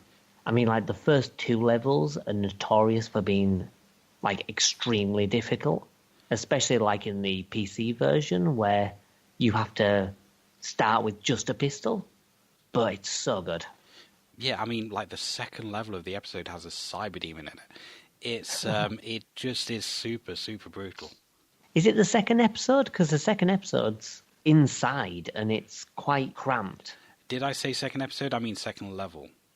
No, I mean the second level of episode 4. You go out into... Because it's all inside. There's a lava pit, and then you're running across these, little platforms. Yeah, it is level 2. Right on the other side of those platforms. Once you've cleared all the little bits around the edge and... Oh, yeah, you're right. One appears. Yeah, off to the left side. One. Yeah. Yeah, you're right. I think my favorite episode from Doom was Chex Quest. Because that's what I played. That's the version of Doom that I played when I was a kid. What the hell is Chex Quest? Chex Quest was the first video game. Do you know about this, John? I still have the CD. Oh, you son of a bitch. I wish I still had mine. It was a total conversion of Ultimate Doom, but it was actually only the first 5 levels, so basically the first episode. What the hell? I've just Googled it, and there's some kind of waffle on the front. That's something special. It's a Chex. He's a Chex. He's a Chex cereal. And they basically took the story, they did a total conversion, completely reset the entire visuals of the game. I think they altered a couple of the levels slightly, but overall it's almost exactly the same. Just reskinned. It's mostly, just completely reskinned. That's amazing. From what I remember, it was you'd start out in a spaceport, and then you go to a lab, and it's completely new graphics, as you said. The real big Doom tell is that all the weapons are it's this is kind of a shotgun, but we're not going to call it a shotgun. Yeah, it's really cool. Well, they were called. There's something which is clearly the BFG. Yeah, that's right. But it's not. Because your basic Zorcher was just a spoon. Amazing. And that was supposed to be the pistol, and then you were talking about the chain gun. Later, you could get the electric sport. Yes, I replaced the chainsaw. Yeah, it was a really wacky game. Amazing. But it was essentially Doom. The same. But I went back and played it again as best as I could because there's not really a whole lot of ROMs around for it. Not ROMs, ISOs, I guess. floating around the internet for Chex Quest, but there was a texture pack. You could download Ultimate Doom and then And just apply a apply that. texture mod And to then- it, and it plays through. Well, I mean, but then that's all once you they get- did. Yeah, but then once you get essentially, but then once you get past level 5, it doesn't have like the ending cinematic and stuff. It just goes to the next one, and all the textures go really wacky because it just assigns textures where it's supposed to be. They weren't tailored for the levels. So you still have all the enemies moving around mostly as they're supposed to, but not all of them are caught. And I basically shit myself when a Kako demon jumped out of the Came wall. out of nowhere. So that was fun. But yeah, they still do occasionally. You'll still see, I think, was it Games Done Quick? Yes. Just this year covered Chex Quest. I watched that. That was great. And I'll have to hook you guys up. Apparently, there were 2 other episodes that were created for Chex Quest that never got released because the whole project got canned after the first one because those companies don't like money. But they were released available online for everybody. Oh, really? All right. Yeah. And they work as long as you have the original WAD file for it. Ah, nice. You think you can hook me up with that? Yeah, hit me up The whole after. thing? Oh, Hook you yeah, up with that absolutely. sweet Chex Quest. Yeah, I got the Chex Quest if you got the bowl spoon. Oh, that's so good. Yeah, there were so many. Yeah, if anybody played Hexen and Heretic, those were 2 games that were expanded on the engine too. Those were really good. Yeah, bringing I've up actually ideas got. on- I think it's Hex. Yeah, it's Hexen. I've got that on my Saturn ready to play because I've never actually played Hexen before. It's really So- good. I'm looking forward to playing it. I used to have a big box copy of Heretic, the first one. God knows where that's gone. I don't even have the CD anymore. Yeah, I still have the CDs for those. Yeah, Hexen was interesting because it was the first one of those games to introduce class-based gameplay. So you'd have like 4 weapons per character. Heretic Yeah, was so more you of a got, like, straightforward of a 1 through 10 Yeah. guns available, or crossbows and stuff. But yeah, those classic shooters were all pretty good, but Doom is definitely the granddaddy because, you can see where they got their inspiration from. Yeah. Absolutely. And I'm with you, Adam, with that 4th episode. That's it. I wasn't expecting it to be as good as it was, and it was I think it was a paid-for update if you had the original Doom, because I remember noting that they, like, fixed some stuff, but also they're like, oh, there's more levels. And Yeah. I was just all over that as a kid. It was good times. Yeah, definitely. I'm hoping that episode 5 kind of lives up to the reputation of the other episodes. Because apparently it's all going to be in-engine, so it's going to be like a proper episode 5. Yeah, Well, I using the guess- original limitations of the engine too, not the Z-Doom reincarnations. He's calling it a megawatt, but I think it's only like 15 levels. Typically, megawatts replace all 30, Yeah. so we'll see. I guess we'll find out in 2022. Oh, well, here it comes. 22, maybe. Shots fired. Yeah. Speaking of other conversion things and doing things out of engine, I think one final thing to touch upon is Brutal Doom, which is like a fan-made project that was done to effectively take Doom and, crank it up to 100. Because it just makes it super gory, it takes the weapons and makes it ultra-violent. It includes like a load of extra animations and stuff, again, to increase the violence and the brutality of what's already quite a brutal game. Makes it more difficult and just makes everything really extreme. Has anyone ever played Brutal Doom? If you guys thought the original Doom weapons had weight, this just takes it up to 11 and then cranks it Oh, yeah. farther. Yeah, what is it? The machine gun in Brutal Doom just tears through shit. It is super visceral. I've only played like a few levels. It's a bit too difficult for me, but I love the idea of it, and it's beautiful to actually look at. I think the team have gone on to making like other brutal things, haven't they? When I was Googling Chex Quest just a minute ago, there appears to be a brutal Chex Quest. Yes, there is. Brutal Chex Quest. I'm Googling that. Yeah, it started a whole slew of just brutal mods. I know Quake got one. Yeah, I heard Yeah, about there's that. just so many. That's amazing. Oh yeah, Brutal Chex Quest. There we go. Huh. Interesting. Right, so I think we all agree that Doom is classic and deservingly so. Yep, like I said, my second favourite game of all time. Nice one. And yeah, I mean, I probably wouldn't rank it in my top 10 games, but it was definitely, one of the games that I can play again and again and still really enjoy. So it probably won't be too far off. I'm still playing Doom to this day, especially with all the mods out there. Yeah, me too. And like I said, there are thousands upon thousands of fan-made levels and that. And they're still going. You'll never get through them all. Yeah. I'll have to host a server sometime if you guys want to play too. Yeah, that'd be cool. Get in some frags. And personally as well, I think Doom is better than Doom 2. A lot of people have a lot of Doom 2 love, but for me, I think Doom 2 gets a bit maze-like, and a lot of the times you can get a bit lost. And some of the new enemy types are a bit annoying, shall we say. I so agree. Personally, I find that the original Doom is a much better experience, to be honest. But correct me if I'm wrong, didn't Doom 2 also pack in multiplayer original Doom? Or co-op original Doom? Or was that a mod? I know there is cooperative available for it. I remember it being on the 360. I'm not sure if it's available on the others. Oh, actually, co-op is available on the Sega Saturn version. I mean, it probably plays like shit because the single player runs at like 5 frames per second, but it's available. Oh yeah, talking split screen. Yeah. But the co-op's been a staple of those games. And actually, the first Doom had an interesting mode where you could get 2 client computers, and they would render out a right side and a left side, and they would all connect to the middle machine, and you could have a widescreen configuration, kind of like the Ifinity. Yeah, it's really neat. The engine has a lot. John Carmack was basically just messing around at that point, and it's just neat to see what he was experimenting with. It's a real shame what's happened with John Carmack and Romero. I mean, like, Romero's mostly doing mobile games these days, and Carmack's put all his effort into VR, which doesn't really seem to be going anywhere. So it kind of seems that their talents are sort of being wasted at the moment. Yeah, we'll see. Time will But at least tell. we're getting Doom Episode 5. Yeah. So that's something. But I mean, the real question is, when are we getting Daikatana 2? No. Right, so Stephen, Ryan, did you like Doom? Oh, yeah. I mean, it's iconic, proper iconic, not Ubisoft iconic, for a reason. But I have a hat. There's a reason where, people are still talking about it as much as they are, all these years later.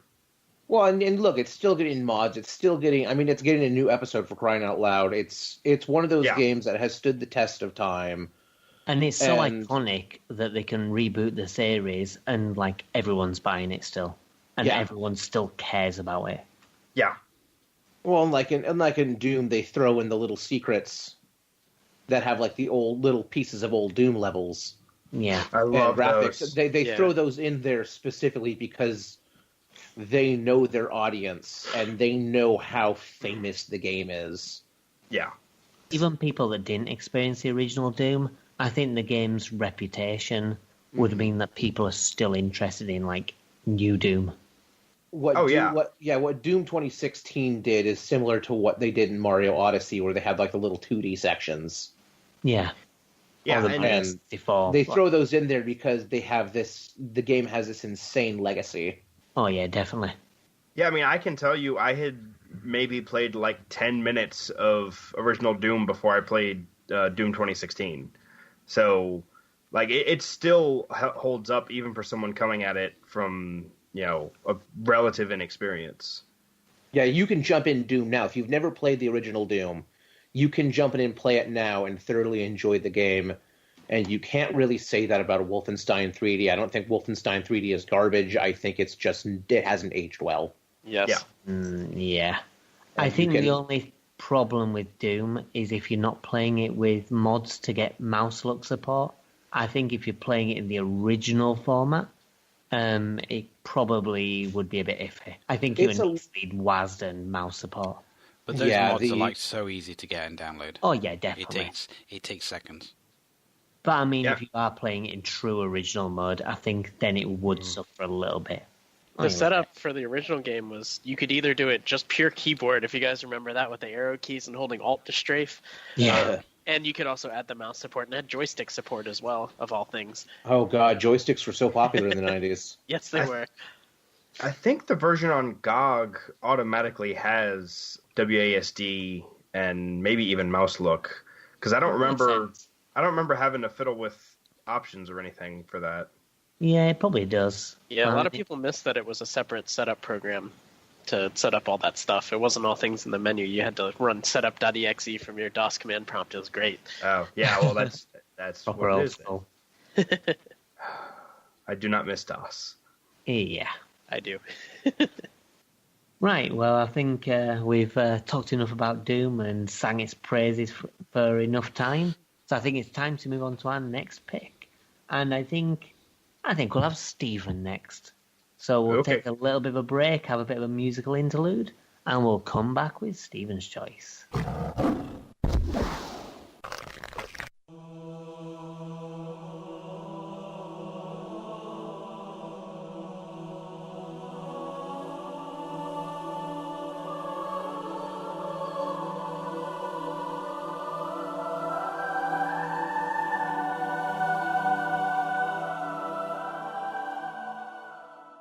My pick for this month was Halo 2. This is actually the first-person shooter I had played, and I even played this one before the first game. This game's always been kind of special for me because of that. It's probably my favorite of the Halo series. If not, then it's second to Reach. But it's Halo. Like, if you know about video games from the past decade, you know about Halo. It was one of the biggest titles for the original Xbox. I think it might have been the best-selling title for the original Xbox. Quite possibly. I know it got a kick-ass translucent blue edition. Or transparent blue. The best-selling first-generation Xbox game. Yeah. 6.3 million copies. Probably helped as well that the original Xbox didn't have any other games on it. It had 1.5 million pre-orders as well, which was a record at the time. Yeah. Don't be that mean to the original brick of an Xbox. It did have Forza Motorsports, which kicked off a now extremely popular racing sim. Yeah. Halo 2 is really the one that launched Xbox Live. I mean, the networking systems together was the big thing for the original Halo. I'm pretty sure it was Halo 2 that really kicked off the live service. It did, and that's why, it was massively popular just to be able to log on and shoot up a whole bunch of strangers. That's not the right thing to say, but you know what I mean.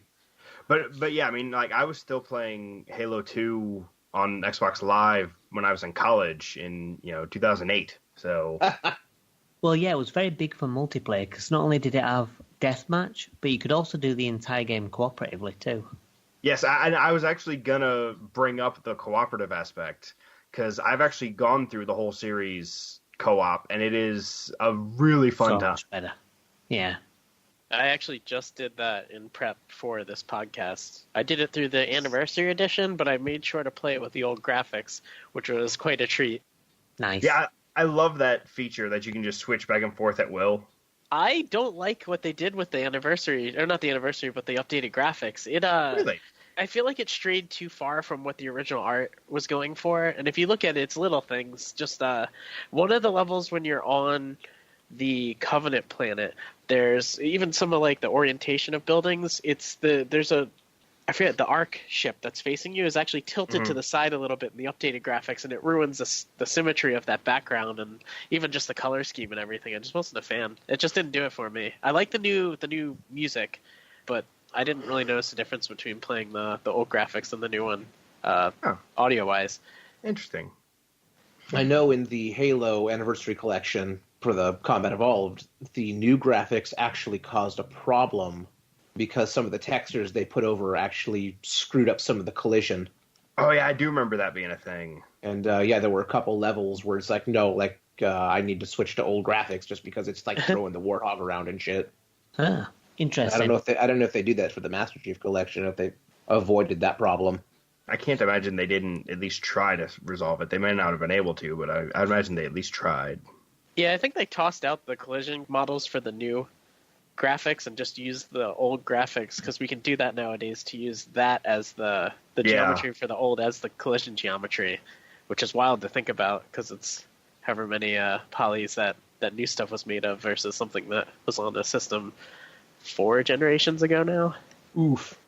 Yeah, I'm just having a look at the difference, and it does kind of look pretty, does the anniversary one, but I'm kind of with John. I think I prefer the look of the classic one.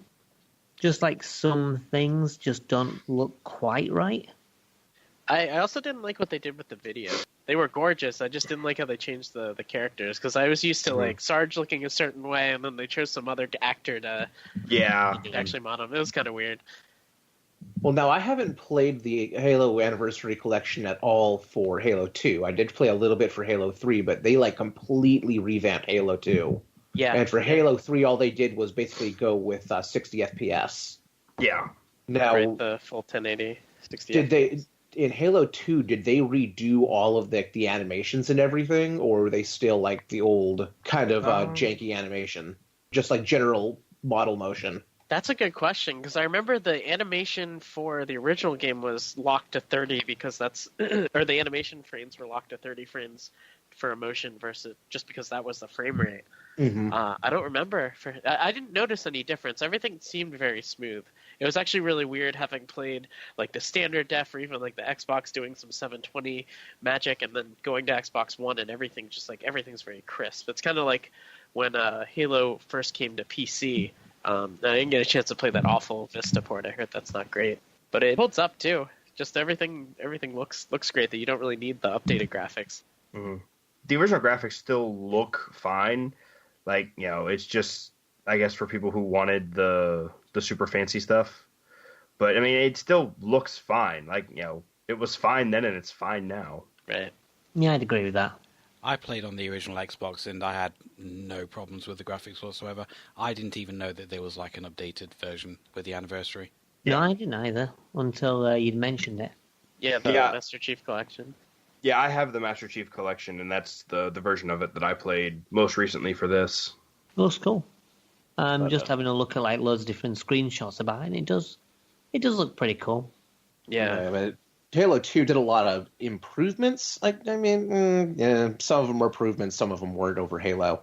Yeah. But, Well, like, it it's like introduced a a lot- lot of stuff. Let's put it that way. It introduced a lot of stuff from its predecessor. Yeah, and some good, some bad. As you would hope, like a sequel would do. Like, it introduced dual wielding. Yeah, the dual wielding. Which was like a the- big thing. Yeah, which was Yeah. a big thing because it was a lot of fun. Yeah. Yeah. And it updated a lot of the multiplayer maps, like Blood Gulch got upgraded. They didn't call it Blood Gulch in Halo 2, did they? I don't remember. But being able to play as elites, because they added that whole bit with the Arbiter. Yep. Yeah, that's like the main thing that, you know, I consider as a big change between the first and the second. They added the Arbiter character, which you played as for more or less half the game. Yeah. Well, yeah, because they split the campaign down the middle where you're kind of popping back and forth between here's the Arbiter doing his stuff, and then here's Chiefy Chief over here doing his stuff. Yeah. And And what that did you think of translated- the Arbiter stuff? I actually liked it. Like, I know the Halo series has gotten a lot of crap for its story. I actually don't mind it. I think a lot of times the story is well done. I think they can get into shenanigans, but I think overall it's pretty good. I only got up to the part where you start playing as the Arbiter, so I haven't actually played as him, but I've done okay. everything up to that point. Yeah, I mean, the Arbiter stuff, honestly, apart from when you've got an energy sword, I don't really find them particularly fun. And whenever I play those levels, I just kind of think, I hope these levels are done soon so I can get back to playing Master Chief. I think for me, the reason I like them is because it shows you a lot more about the Covenant. It gives you And some more backstory. Yeah. Yeah, and I like getting all that background information. Because the Arbiter's story, his half of the story is fine. It is a little bit of a turnoff, though, because the Covenant weaponry doesn't feel as good. Yeah. Like I said, you get the energy sword, and then there's like dual wielding needlers, and anything else feels kind of bad. Shit. Yeah. Yeah. I mean, like, it's fine if you're using combos. Like, I find that the alien one that's like a pistol, which charges up. Yeah, because I don't know that the name. bus shields out immediately. Yeah, I find that comboing that with the human pistol is just an excellent combination because you just take off absolutely. the shield, headshot, dead. Yeah, well, isn't the plasma pistol and the assault rifle, isn't that called the noob combo for Halo? Yeah, the SMG. Yeah. Yeah, oh yeah, that's because you pop the shield and then just rip them up Yep. and move on to the next guy. Yeah. Works, though. Yeah. What What difficulty did you guys all play on? I played on easy because I'm terrible at video games. I have, let's see, I've beaten the game on heroic co-op. This time through, I don't remember what I did. But, yeah, I mean, I've played it on all 4, basically. Right. Yeah, I played it through on... I've beaten every Halo game on Legendary apart from the first one.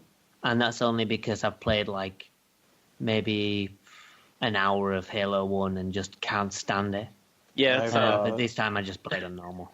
Halo 2 I played on normal. I've gone through all the other ones, or at least taken a crack at all the other ones on Legendary and beaten them on at least heroic.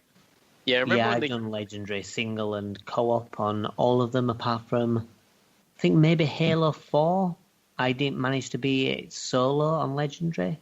I think towards the end I had a bit of difficulty on one of the levels and then just stopped. I got Yeah, I remember- screwed on Reach. There was one level. There's one level in Reach that still hasn't been beaten on Legendary because at the very last minute, you have to let the Pelican get away, or I think it's you have to let him set the bomb or something like that, and you have to fight off a whole bunch of elites, and it keeps auto-saving right before I die. Oh, Oh, no. jeez. So whenever I load back in, like one of them I got auto-saved, like it checkpointed as an elite was lunging at me with a sword. Oh, jeez. And another time it auto-saved as a whole pile of power cells were exploding right behind me. So it would that load is- me back in and I'd instantly die. That's the problem with autosaves. And I just gave up. Yeah. Yeah, I that's don't blame you. infuriating. I'm glad you mentioned the elites and the legendary because for the review, because I've definitely, when the game came out, the thing to do and the bragging rights to your friends was, I beat the latest Halo on Legendary. And I remember doing that all in co-op too, because in Legendary, when you're playing co-op, and this was introduced in 2 because everybody was complaining the first game was too hard. If you died, you restarted the level from the beginning. There wasn't any checkpoints. I played the first level, this playthrough, on Legendary with a close friend of mine, and we had trouble even getting through the first couple of encounters after you get through the first them breaking through the door to the point where I was like, we're playing the rest of this on normal so I can actually see the story in a reasonable amount of time. Yeah, but that also gave you an idea of what the game designers intended for what normal to be, what most people would experience. And the game was still really hard. Towards the end, we were having trouble clearing, again, another library level. When they introduced the flood, you're just like, I know exactly. The never-ending swarm of flood. Yeah. So I Yeah, just that's thought that one was of my interesting, major yeah. gripes with the series is the flood. I never find the flood fun, whether it's the annoying tiny enemies or the big creatures. I just find them very irritating to fight. Well, and it's almost like they put him in there just to introduce a horror aspect, and all you get kind of is like a repulsive aspect, and then you just get mad because there's so many of them. Yeah. Yeah, I don't think they took him in the right direction from the first game. I was definitely expecting something a little different because they were just kind of that. Oh yeah, these guys are here, and as opposed to having them be, something of their own. They're just there to be obnoxious. Yeah. Yeah. The whole thing of it is them being this big looming threat, but we never actually see, we never see them be more than that annoyance. Right. Well, towards the end, they do add a little bit of that because they're crashing ships into where you're going, and then the flood come out and they kind of mess up everyone's day, which is neat. But that doesn't happen until the second to last level, or the third to last level. Which again, the story flow of Halo 2. The story is interesting. I love how they take the Halo universe very seriously, but the way it translated to gameplay wasn't perfect. And of course, that the cliffhanger ending that everybody loves. It just. But yeah, the whole first incarnation of Xbox Live was a big deal, and the fact that you could they added downloadable content. I remember that was a big deal. Mm-hmm. Yeah. Because we haven't really touched on multiplayer yet. Oh yeah, well, and that's one of the reasons I picked it, is not only for my personal history with the game, but also because, like Doom and Half-Life that we've discussed, it was one of those that kind of had a large effect on the genre and video games in general. Yeah, because they sort of added the whole regenerating health kind of mechanic So they moved away from health packs, and instead you had the shield that regenerates, which became like a big thing after. Yeah, that was it. Yeah. Although I find the way Halo does it better than Call of Duty's straight up regenerating health. Like because where it's a regenerating shield, and you've got your health, which does go down. Does it make sense? Yeah, it's like Call of Duty. I'm getting shot to shit, but it doesn't matter. I'll sit behind this crate for a while, and I'm good to go. Yeah. Yeah, definitely. I think they do it a lot better in the Halo series. Right. Yeah, the first game had the shields and then the health, and they got rid of that entirely for Halo 2. It's a lot of very interesting design choices as to like where they were going to bring the Halo series from both a story and a functional standpoint. They definitely, as you said, invented or were kind of defining the genre and how they wanted to take their game. Another thing that Halo 2 added, which I was quite fond of, were the skulls. Like, I don't know if you found any of the skulls.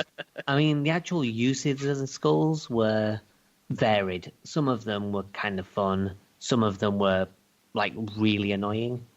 But I found the whole process of finding them quite good.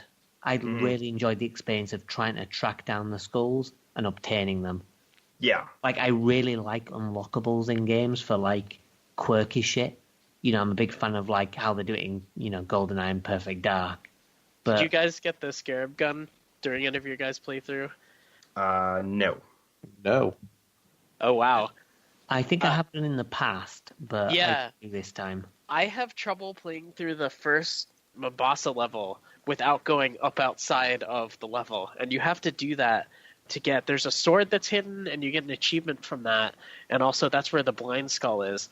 And then halfway through, I guess right after you cross the bridge, the banshees that attack you, when you leave just one left, and you kind of kite, I guess kite is a word, you just kind of keep its interest to come at you, and you navigate it. You have the AI drive because you can't pilot it. The moment you pilot it, it tries to throw you through the world and it kills you immediately. You take it up to a loading zone up until the point where it's about to open up into the next area, and you can then hijack the Banshee.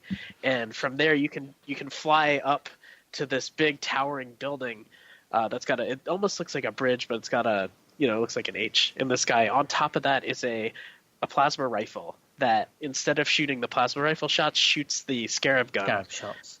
Oh, yeah, wow. Scarab shots. It's great. It's a lot of fun. There's like a hidden basketball on that level too. It's yeah, the football. I remember that. Stuff.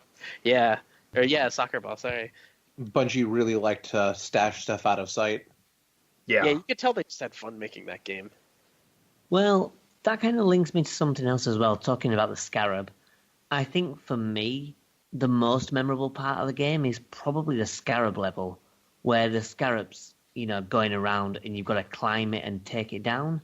I think that's probably like the big highlight of the game for me, and probably like the big crescendo.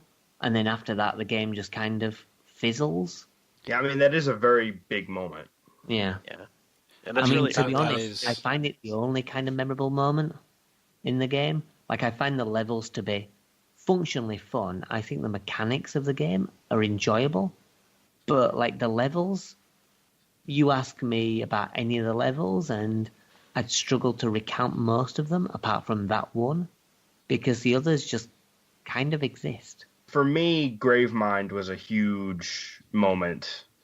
Like all of a sudden you get this big thing that says, hey, you two play nice or else. Yeah. Yeah, that was a cool moment. A very odd moment, because I wasn't quite expecting the series to go there with it, but it makes a lot of sense. I like when what is it? The tentacles bring up one of the oracles, and it also brings up one of the what are the alien religious characters? Prophets. Called? Yeah, the prophets. He's got a prophets, and when he pulls the guy away after him making his speech, he has this like hilarious scream as he goes off the screen from that, and I just couldn't help but laugh. One thing that the levels do actually need, in my opinion, is maps, because especially I found it most egregious in the very first level when you're still on the ship. Is it a ship or a base? I think it's a station. A station, and you're running around, and I've got Cortana saying, I have the bomb here, where are you? And it's like, I have no idea where you are. I have no idea how to get to you. And I was kind of like running around everywhere, trying to find where I needed to be. And it took me a very, very long time to do. I mean, I think all of the levels after that could have done with a map for the most part, but that one was the one where I thought there is no way of knowing where I need to go to get to the next bit of the level. And I will say I did have that exact experience the first time I played it as well. I was just really, really easy to get lost in that level. Yeah, I mean, I can't remember if I had a similar experience. Because when I played Halo 2 for the first time, it was actually in cooperative with my flatmate at the time. So, we were kind of two people looking for where to go and what to do. So I never remember it being a problem. But I think that's because I was playing it in cooperative. And then obviously in further playthroughs, I kind of knew where to go and what to do. So I can't really comment on that specifically, but I can sort of see where you're coming from. I remember the levels being very busy. And we had mentioned it before. A lot of the levels that I played, I found myself saying, I know I played these, but I don't remember anything about them because I feel like all the alien levels, they're alien levels, and that's what they are. Not you're going through the Ark or you're going through a holy world of whatever for the Covenant. It's just another alien you're world. in a city, you're in a thing. It wasn't as memorable as the first game because I remember the control room and everything. I could draw out those maps probably, but Halo 2, it's maybe one or two levels, and even then I don't know where I am half the time. Yeah, that's fair. I didn't really have that problem so much with Halo 2. If I had one beef with Halo 2, it's that it was take 30 steps, and now you have to... There was too many times where it was you take 30 steps, and now you have to fight a whole bunch of aliens to progress. Mm-hmm. And then run ahead. It's oh no, another wave of Covenants coming in. Wait for us to, unlock the door. Where then we'll have a team drop in when we're done. And it wasn't fluid at all. For a lot of it. Like in Halo, even though it had, way too much flood and too many identical corridors, especially near the end when you were on the Halo installation itself and you could get lost and backtrack easily, you could just sort of keep going most of the time. And Halo 2, started putting, okay, now we're going to make you fight in this section, and you have to fight everybody off.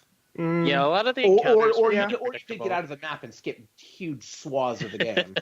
Not on purpose either. Yeah, and in Halo 3 kind of fixed that a little bit where it's you can sit and fight, or you can just keep moving. Yeah. For a lot of these big fights, there were your final sections where it's you have to kill everybody here so we can activate the cutscene. But you couldn't move along in a lot of those areas. The first game's encounters were kind of interesting. Or not encounters, but the level design was interesting because they did reuse a lot of the geometry from... It kind of came full circle where the first map was the last map. You went through the same corridor. So kind of... You had that in the back of your mind where you're going or, where you've been and that sort of thing. So I think that was a time-saving thing with the level design, but it actually helped benefit the game. Whereas, again, Halo 2, all the encounters ended up being somewhat predictable. And they give you kind of the gist of what you're doing, and it's whether or not you get a weapon cache in between each. That's the thing. Right. Yeah, and I think that's, one thing you could say about basically the entire series is that they all have their positives and negatives. I don't think any of them is a perfect game by any means. Halo Reach is a perfect game. I was about to say. I mean, I'm not sure it's perfect. I mean, Reach with is probably Reach, the closest. Yeah, Adam, Reach is the closest. There's the door. No, the thing is, Halo Reach is my favorite Halo game, and it's probably the only Halo game that I would say is a great game. The others, I would say are good, but Halo Reach, I would say is great. My only beef is that if you ask me to name any of those characters, I couldn't tell you the names of any of them because they all just kind of meld together. The game itself is fantastic, but the one flaw it has is that the characters are just kind of there and they exist, then they die. And George is amazing. Well, one thing that struck me about Halo 2 is that the NPCs, they do have character. I found the game actually quite funny. And in the interactions between the characters, one particular thing that stood out for me near the start of the game, Cortana comes up and says, "You look nice." And both the chief and the captain say, "Thanks." Yeah. And then they give each other this look. I found that really funny. And they've just each got personalities, and just the way that they interact with each other is quite memorable, I thought. Yeah, I mean, like, Cortana is actually a pretty good companion.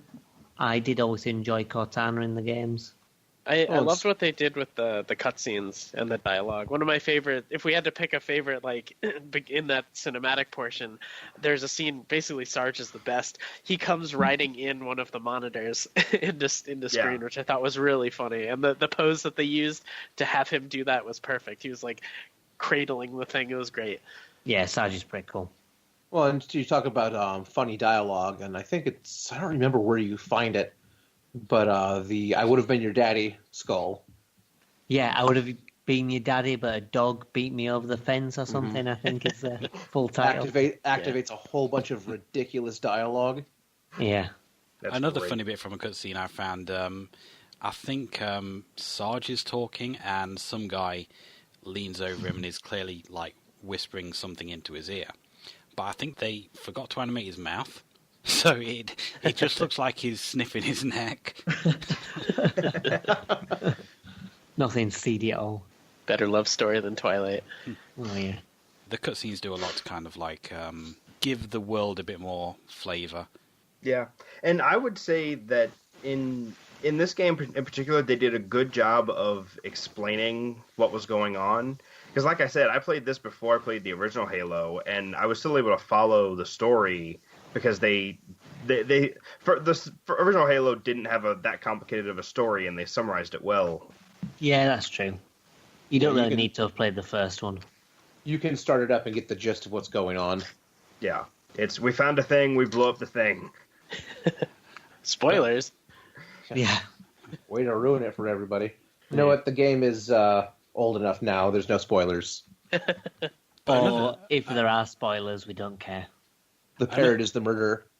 Another interesting thing is, you know how some games kind of like tell story through gameplay and kind of like give a bit of history of the world through gameplay? You can tell just through playing the game that in the 26th century, it is super easy to get a driving license. Because, goddamn, those... if you're not driving the vehicle, then you are in for a bad time. I mean, there was one particular section, you know, when you're going over the bridge and you're clearing out everything on the bridge. I was riding a Ghost, and I was just firing everything down.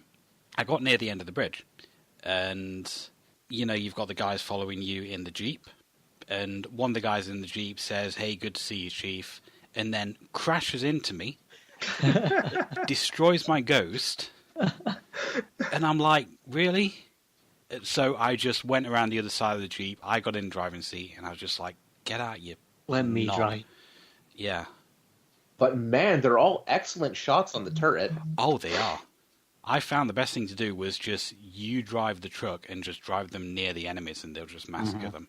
Yeah. Well, the best thing to do is to play co-op and have a human in the turret. Yeah, that's what I was about to say. Well, actually, like, I know when me and my brother were playing, whenever the opportunity dropped for 2 warthogs on the screen, and that happened a lot in Halo 2, we would both take the wheel of a warthog and let the computer, because they're pinpoint accurate. Yeah. They won't prioritize targets, they just shoot whatever's closest. Which is usually good enough. Which is usually good enough. But, yeah, when you're just cruising through the battlefield, yeah, two NPCs on the turret really can clear a field. Yeah, definitely. I remember on a technical level, just having AI drive a vehicle was a big deal, especially one that you could be in. I remember being blown away by that because at the time they were still pioneering console FPSs, and just that you didn't really see that in FPSs of that magnitude, no matter how their age was as drivers. But the fact that they could do that was a big deal. Yeah, I mean, I'm not sure I'd call that driving. I think they were just flailing at the steering wheel. Well, they had waypoints and things. I would say it also doesn't help that the frickin' warthog is apparently made out of Nerf. Because, like, that's the one thing it's true in Halo 2, it was true in Halo, and as far as I know, it was true in Halo 5 as well, is they forgot what gravity was like when they developed the games. Yeah, super floaty. because Yeah. they spin around and they just take forever to hit the ground again, and that really sucks for those famous, race to the explosion levels. Yeah. Yeah, they just got a lot of junk in the trunk. That's it. Too many balloons. They got the old man from Up in there. Maybe it's too much helium, because if you activate the Grump birthday party skull, Oh, I they love all that skull. explode in confetti when you headshot, Yes. and you get a little cheer. Yay! That is by far my favorite skull in Halo. Yeah, it's They always say it doesn't help, but it does help because you know when you have confirmed headshots from across the map. and Yeah. also it makes you want to go for headshots Mm-hmm. because you Well- like getting the confetti and the little cheer. Well, and for me, my favorite weapon is the DMR. So, that just plays into my playstyle, having Yeah. the way to get the headshots there. Right. Nice one. So what's the general consensus then for Halo 2? I feel that Halo 2 was a worthy, not perfect, but a worthy sequel. It's definitely better than the first one, so Yeah. as a sequel it's definitely up to the game quite a fair bit. Personally, I found the gunplay and navigation quite annoying. It was okay, but honestly, Halo isn't really my kind of thing. I wasn't really super heavy into the first one either. And it had its fun moments, but the most fun moments I found were when I was like on the Ghost and shooting loads of stuff down.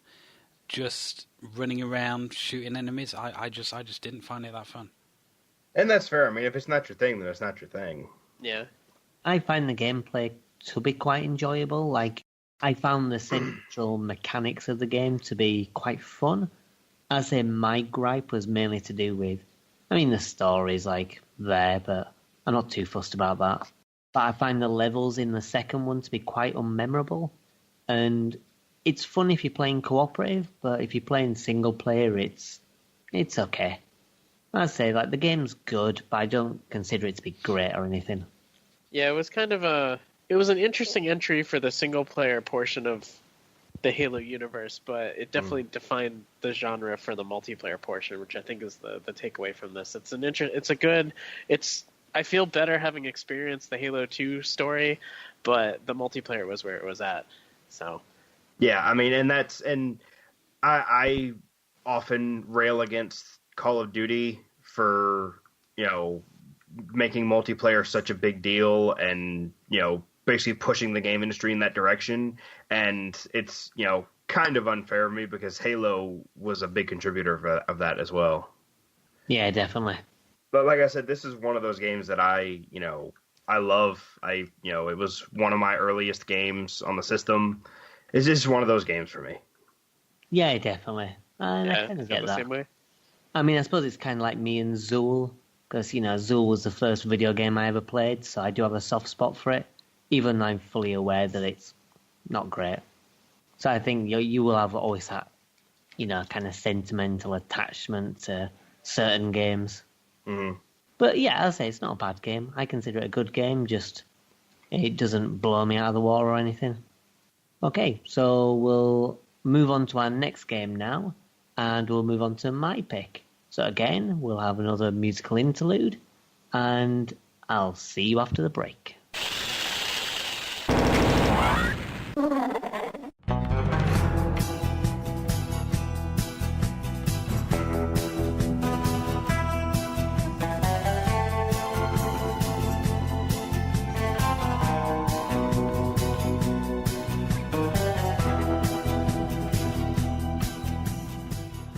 Okay, so my pick for this month is The Operative, No One Lives Forever, or NOLF as it's affectionately known as.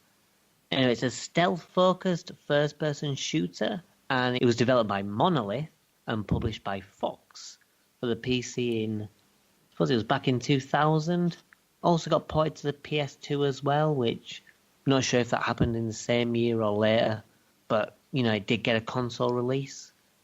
If Monolith rings a bell, they were responsible for... What were they responsible for, John? They did AVP2, and they did something else as well that was quite big, and I don't remember it. Yeah, they did a lot of PC shooters. Yeah, definitely. I know that the big one for me is AVP2 as a big like Alien fan. Some of those games worked off the same engine that No One Lives Forever worked on. Oh, they did Blood. That's why I know them. Blood, yes, Yeah. they did. Yeah, so they'd done a bunch of like quite famous stuff, especially in the shooter genre. And No One Lives Forever was like another big one, and it kind of has a very cult following. So anyway, it's a spy game, and it follows Kate Archer. She's a spy working for an organization called Unity, and they track down like some kind of megalomaniac with an eye patch who I forget the name of, but he works for Harm, and you've basically got to stop them from taking over the world. It's quite a, typical James Bond style story, and there are acronyms all over the place. What did HARM stand for? I remember that being a joke in the single player, or the story. Oh, I don't remember. It's okay. Yeah, I remember them they were constantly asking what harm stood for. I think that was a running joke through some of the story. Yeah, it was. I'm not sure if it was ever mentioned. It probably wasn't. Right, it says, according to loose documents that you find, HARM was supposed to stand for Hair Alternative Replacement Membership. However, since another entity disapproved its use, then the meaning of HARM remains debatable. There you go. So yeah, it never gets mentioned, although they mention what it used to stand for. Yeah, that's such a good example of what this game was, though. I'll let you elaborate on that more, Adam. Yeah, definitely, because it does have a reputation for having like a lot of humor, and it is silly, but it's never like just completely ridiculous because it embraces it. I mean, like with the James Bond film, it kind of takes the silliness quite seriously and establishes its own little world. So, like, there are times when it's knowingly silly, with the characters just kind of rolling with it and treating it like normal. Like, as you were saying with, HARM, it's treated with such a ridiculousness because it's an acronym and they don't know what it stands for. Or you've got, like, a sequence early on in the game where the villain, he kills, like, your colleague. And one of the henchmen says, why didn't you kill the girl? And he's just like, well, you can do that. And it's just treated like a non-thing. And it points out how ridiculous it is, but then it just kind of continues the flow with it. And it's got a really nice charm to it because of that. And when you're playing through the game, I say it's a spy thing as well, so you visit various different locations. And you've got such a wide variety of locations. Like, you start in Morocco, but you go to, like, Germany and Switzerland.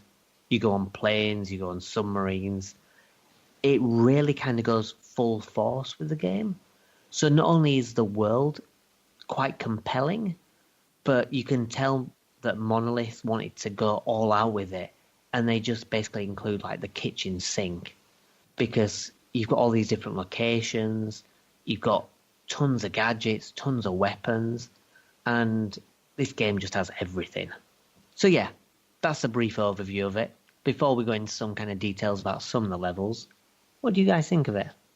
Well, I played up to about halfway through the game, and honestly, I had fun with it. I had slight issues, kind of like the same as I had in Halo 2. It could have done with a map. But overall, I found it fun to go through. You mentioned right at the start that it involves a lot of stealth. Yeah, I pretty much blew my cover like in the first few seconds of every level that you had to do stealth in. And I ended up having to listen to that siren for extended periods of time. One thing I would have liked is the ability to see my mission briefing mid-level, which I didn't work out a way to actually do that, because sometimes you're not sure what you need to do to progress. What do you mean, like objectives, or just Yes. the overall briefing? Objectives. You can actually see those. I can't remember what one it is, but you can do it. Yeah, I think you just press O if you're playing on PC. Yeah, I think that's about right. I think it is one of the letter keys. Yeah, Did you guys play on PC versus PS2? Because I personally sought out the PS2 version. I think Steve got the PS2 one. Yeah, I I played the played PS2 PC. version. Yeah, Okay. I played PC too. Okay, interesting. Yeah, I just wanted to see how our reviews would differ from that. I did a little bit of the PC version. I do know on the PS2 version, if you press the select button, it will pull up a menu that you can see what your current objective is. But the game desperately needed a map. I would agree with that. Yeah, I mean, like, it goes for the whole GoldenEye and Perfect Dark kind of attitude of you've got a big open area that feels like a real location, and then a bunch of objectives, which, you know, some happen as you're playing the level and some get given to you before. And I like that style of gameplay, but having a map would definitely have been helpful. But I did find it quite a charming game, though. It is really funny in places. I mean, like in the first full level that you play, as soon as you go in, there's one of the enemies talking to a guy, and the guy's trying to sell him his monkey. And if you listen to the entire conversation, it's really, really funny. And like right at the end of that level, you go to like another area, and this guy is still trying to sell his monkey to someone else this time. It's really, really funny, and a lot of the dialogue throughout the game I found was of a similar kind of level of humor. Did anybody shoot the monkey? I did not. No. I'm not a monster. I'm not a fan of simian violence. Yeah, it's unacceptable. It's like unacceptable levels of simian casualties, or something like that. Yeah, I think that's exactly and you it. fail the mission. They fail you if you shoot the monkey. That's great. No, I didn't even think to try that. Yeah, it's the little things in that game that really sell it. I had a lot of fun with it. There are some technical limitations, but a lot of that was just because of the time and the fact that I was playing with the controller on the console. Yeah. The game just fits in this awesome space in between James Bond and Austin Powers. Yes, thank you. Yes, with this kick-ass female role, which was really cool. It's just it's nice to see something different. I mean, this was I guess after Perfect Dark was out, maybe a little bit. I think it's about the same time because Perfect Dark was 2000 and this was 2000. So. Oh, okay. Yeah, so it hadn't really been established that way. So I like how it's kind of its own thing. Yeah, and I haven't really played any of the other ones, but this was a blast. I do want to try the others out. / spend a lot more time exploring this game because a lot of it was trying to get through the other games for this podcast. And you always hate when there's one that you just want to keep going back to. But yeah, I just loved how everything was so perfect and very serious, yet not serious at the same time. You can tell the developers had a lot of fun with this one. I also really enjoyed the atmosphere and just the overall appearance of the game because it was very it didn't take itself seriously, but at the same time it played it off. Yeah, like in the very first level, which I despise. I'll get this right out here. You start with the sniping section and it goes on for way too long, and I really hate that bit. That's probably the worst part of the game for me. I do like the guy you're protecting. But yeah, it's funny. It's like, oh, I've dropped my coin again. There must be a hole in my pocket. But the funny thing is, like, John mentioned this to me because I've completely forgotten about it because I don't read the mission briefings anymore. But you read the mission briefing and you're designed to protect him. And it says the guy's short-sighted and deaf, so he won't be of any help to you. Which is just amazing because obviously these guys are just running out trying to kill him. And he's not reacting right after him, and he's completely oblivious to what's going on. I did have a few, when it came to the technical side of the game, I was having a lot of beef with it, and it kind of ended up ruining it for me because I was enjoying the atmosphere so much. What do you mean, with regards to stealth, or...? The stealth was really iffy. I like what they tried to do with the whole, like, different surfaces have different levels of stepping, and then you need to crouch and move slowly, and that's quieter. Yeah. That was a very good idea, but it did not execute well, especially because if you're playing on PC, you can't toggle crouch. You have to hold it. Yeah. Mm. So if you're holding C for crouch, you can't hit WASD properly because one of your fingers has been pulled away, so your mobility gets cut down. That's true. And that's really, really awkward, and you end up accidentally dropping, and you don't have to move very much to suddenly alert someone if you're on, like, tile or something like that. Well, one of the key things that the game tries to do is utilize the gadgets. And the gadgets are really good for stealth, and they really help you. The problem is, like, a handful of them are really good and really useful, and the rest are just useless and are just no use whatsoever. Like, there's a perfume bottle which stuns enemies if you spray it in the face, but if you're getting up close to them and spraying in the face, which only temporarily stuns them, you might as well just shoot them in the face. Yeah. So, it makes it completely... I mean, there's no situation where that would be good. There's also, like, a robot dog, which is used as a distraction for dogs. There's one dog in the game. So, again, it's kind of like something which they just put in there and never really use properly.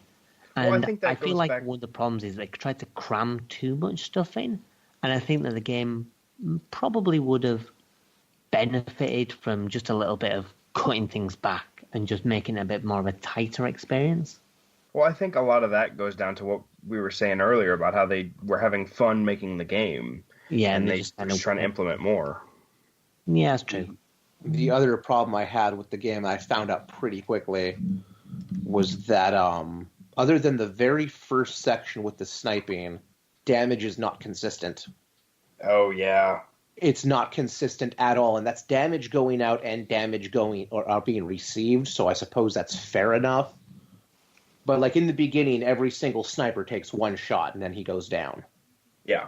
Once you actually move into the rest of the mission, it's usually one shot with the carbine. Sometimes it's not. Yeah. Your silenced pistol, like, there's like a couple different tones of guys. There's the guys that, like, in the very first level where I was having the most problem because there's a ton of them. There's dudes in white suits and there's dudes in blue suits. And it seemed at first that the dudes in blue suits have, like, some sort of body armor and they take, like, an extra shot or two, potentially. That's what it was feeling like. I don't think it has anything to do with that because one dude, I shot him once with the silenced pistol, he went down, and he was wearing a blue suit. And the dude after him was in a white suit, and they normally take 1 to 2, and he took 5 to the chest before he went down. And I would also notice on my health and body armor, a guy would walk up and they'd shoot me and I'd do a tiny little chip, and then I'd get shot twice and half my health is gone. I don't know if there's headshot crits in the game. It's not really precise enough with your pistols. I think there are headshot crits because I know the game, like, headshots with your pistol usually kills. So I think it does take that into consideration. But I see where you're coming from. I know that sometimes you can't rely on notice what was this cool, many. though. I did notice, and I thought this was really, really neat. I shot a dude up in the legs, and he went down, but he kept shooting at me. Mm-hmm. Yeah. And I really appreciated that because there's a lot of games that have done that, but they're, like, the more serious, like your tactical simulators, if you call them, like Delta Force and whatnot, who take into account limb hits. Like Delta Force did. If you get shot in the arm, you can't wield a rifle. You can only wield a pistol. You get shot, you shoot a dude in the leg, he'll go down, but he'll keep shooting at you, and he'll try to scoot away. Yeah. And then seeing a game that's honestly as goofy as this do that, it was like odd but appreciative thinking there. Just because it's just a little thing that they added in there. Yeah. Yeah, and it's like, you could tell they were committed to putting out a good product here. Like, for example, on the PS2 version, you're targeting snaps to the enemy, so you don't have to be as precise with the stick because they were still figuring out analog stick aiming at that point. Right. So and I kind of wish I kind of wish I had gotten the PS2 version, or I wish I had been able to at least get my Xbox controller working with the game. Yeah. But it wouldn't accept the joypad, and like when I did, like, hook up a joypad in the settings, and it just wouldn't recognize it at all. Yeah, well, I'm hooked up my 8-bit though, and it did recognize that, but it played really wonky, and I was like, okay, just mouse and keyboard is. Yeah. One thing as well, while you're talking about the damage, it just reminded me the game has a very unique system for you taking damage, because you have like a set amount of health, but then you've got like body armor. Mm-hmm. Your health, when that goes down, it doesn't restore. There's no health packs or anything like that. Even when you move on to the next level, it will still retain that same health damage. the only way to restore is getting body armors and restoring that part. It's only when you're on a brand new mission that your health restores. And it's sort of a more realistic approach. It makes it definitely a lot more stressful, because I think, Matt, you said you had a problem with the Germany level, where your health was just at a really bad state. Yeah, I had 2 save games, and both of them had me at really low health, really low body armor, and as soon as I was loading in, I was dying within a few seconds, so I ended up having to restart the entire mission just because I'd saved at the wrong point, which is kind of my fault. But again, I do wish there were like health packs in the game, and I do wish that they would regenerate at the end of each level, because if you barely scrape by in a level and you manage to finish it, but only with a little bit of health, then you've kind of screwed yourself. Yeah, I mean, personally, I like the system. However, I kind of wish that in between levels it restored your health. Yeah. Because I think it's a little bit unfair. But Yeah, I can agree with that.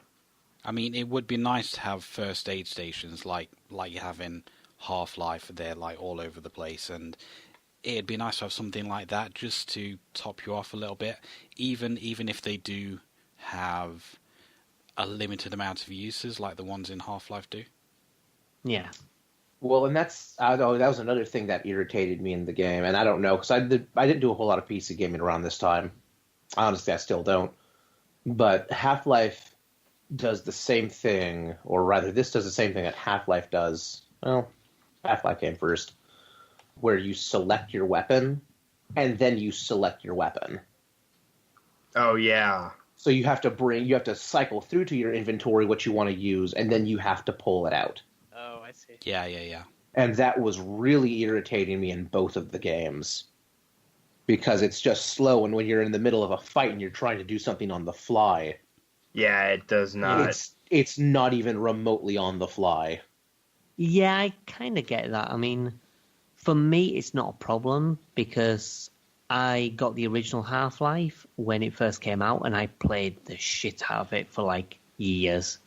So that kind of system is sort of ingrained into like my consciousness.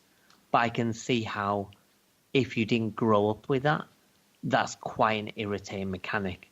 A bit like tank controls, I suppose, because you didn't grow up with tank controls, and obviously when we come to those survival horror games, you have a problem with tank controls. Yeah, so I think it's just one of those things.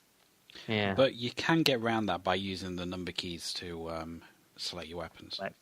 I did end up doing that, was mapping weapons to the hot swap, because there's a menu in there in the settings to do that. It does seem weird that you can go back to like Doom, where if you're using a mouse, you can use the scroll wheel to just go between your weapons, and you don't have to like then select your weapon.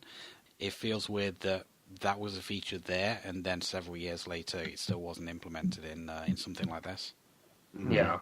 And when I mapped my gun selection, I went to the things. It's like first and next was mapped to like bracket or something like that, something odd on the keyboard. And I mapped. I'm like, well, no, it's going to be scroll wheel up and down. And then I'm using it, and it's just cycling my little menu bar on the side and not bringing up my weapon. And that's when I immediately started having a bad time, because my world didn't work anymore.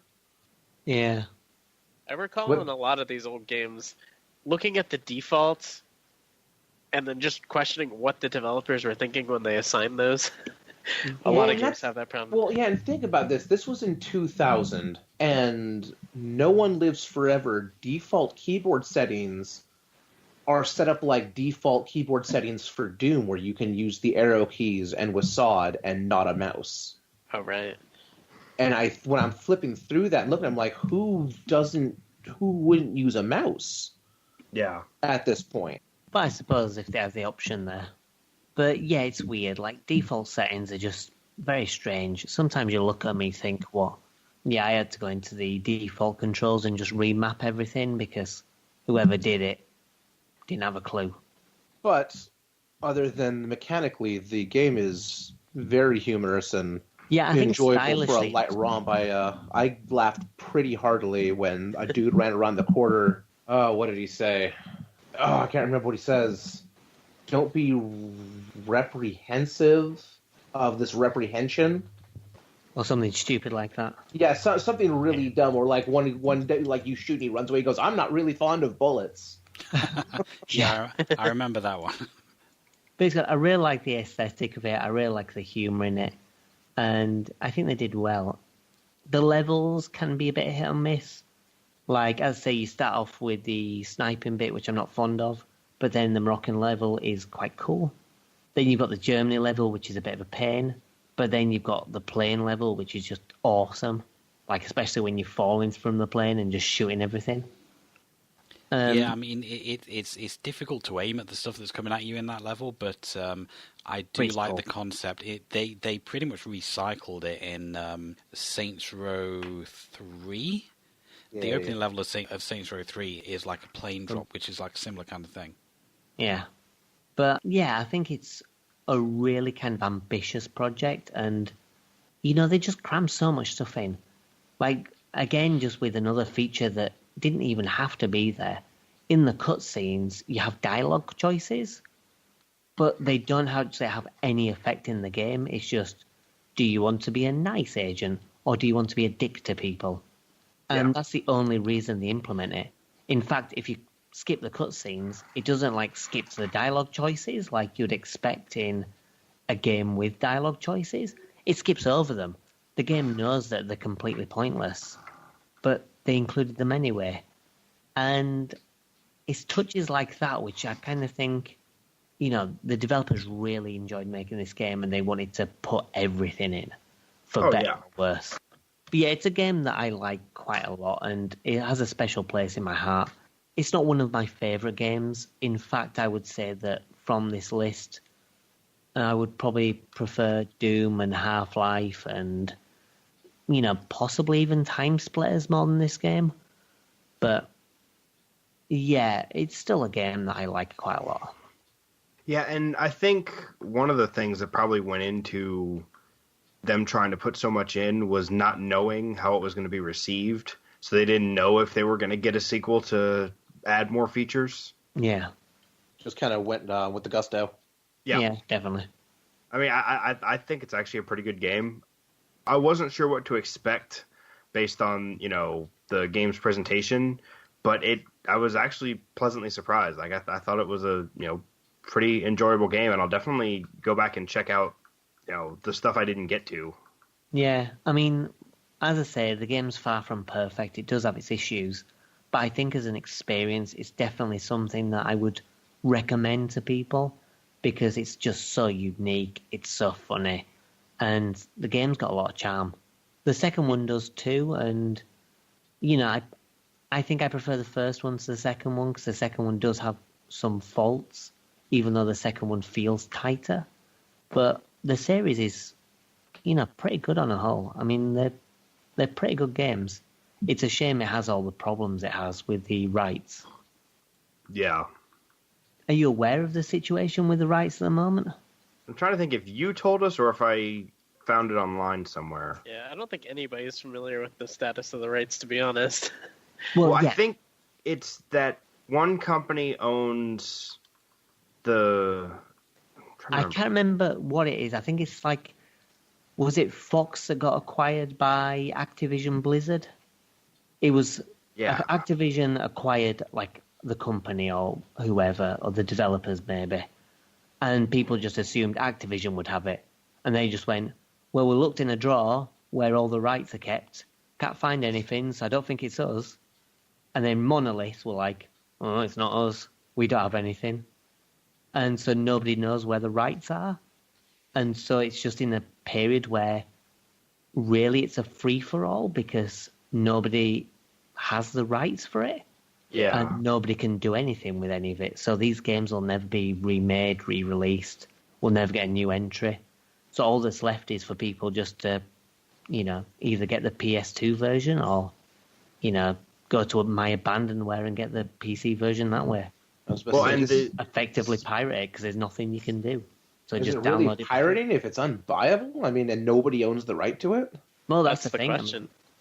that's the only way to acquire it, really. It's really rotten that these companies don't know who owns what, but they'll certainly throw lawyers at it and shut down any projects to do the I actually found not a company. Wow, I found a website of a group of guys that is dedicated to keeping the game alive, and it's actually available free online. Yeah, just basically deal with it, sort of thing. Just kind of a big old fu to the developers, not developers, the rights holders at this point, whoever they are, whoever they may be. Yeah, exactly. Well, what they should have done is like the company should have gone, well, we've looked, we don't have the rights, so from our perspective, you know, it's someone else's problem.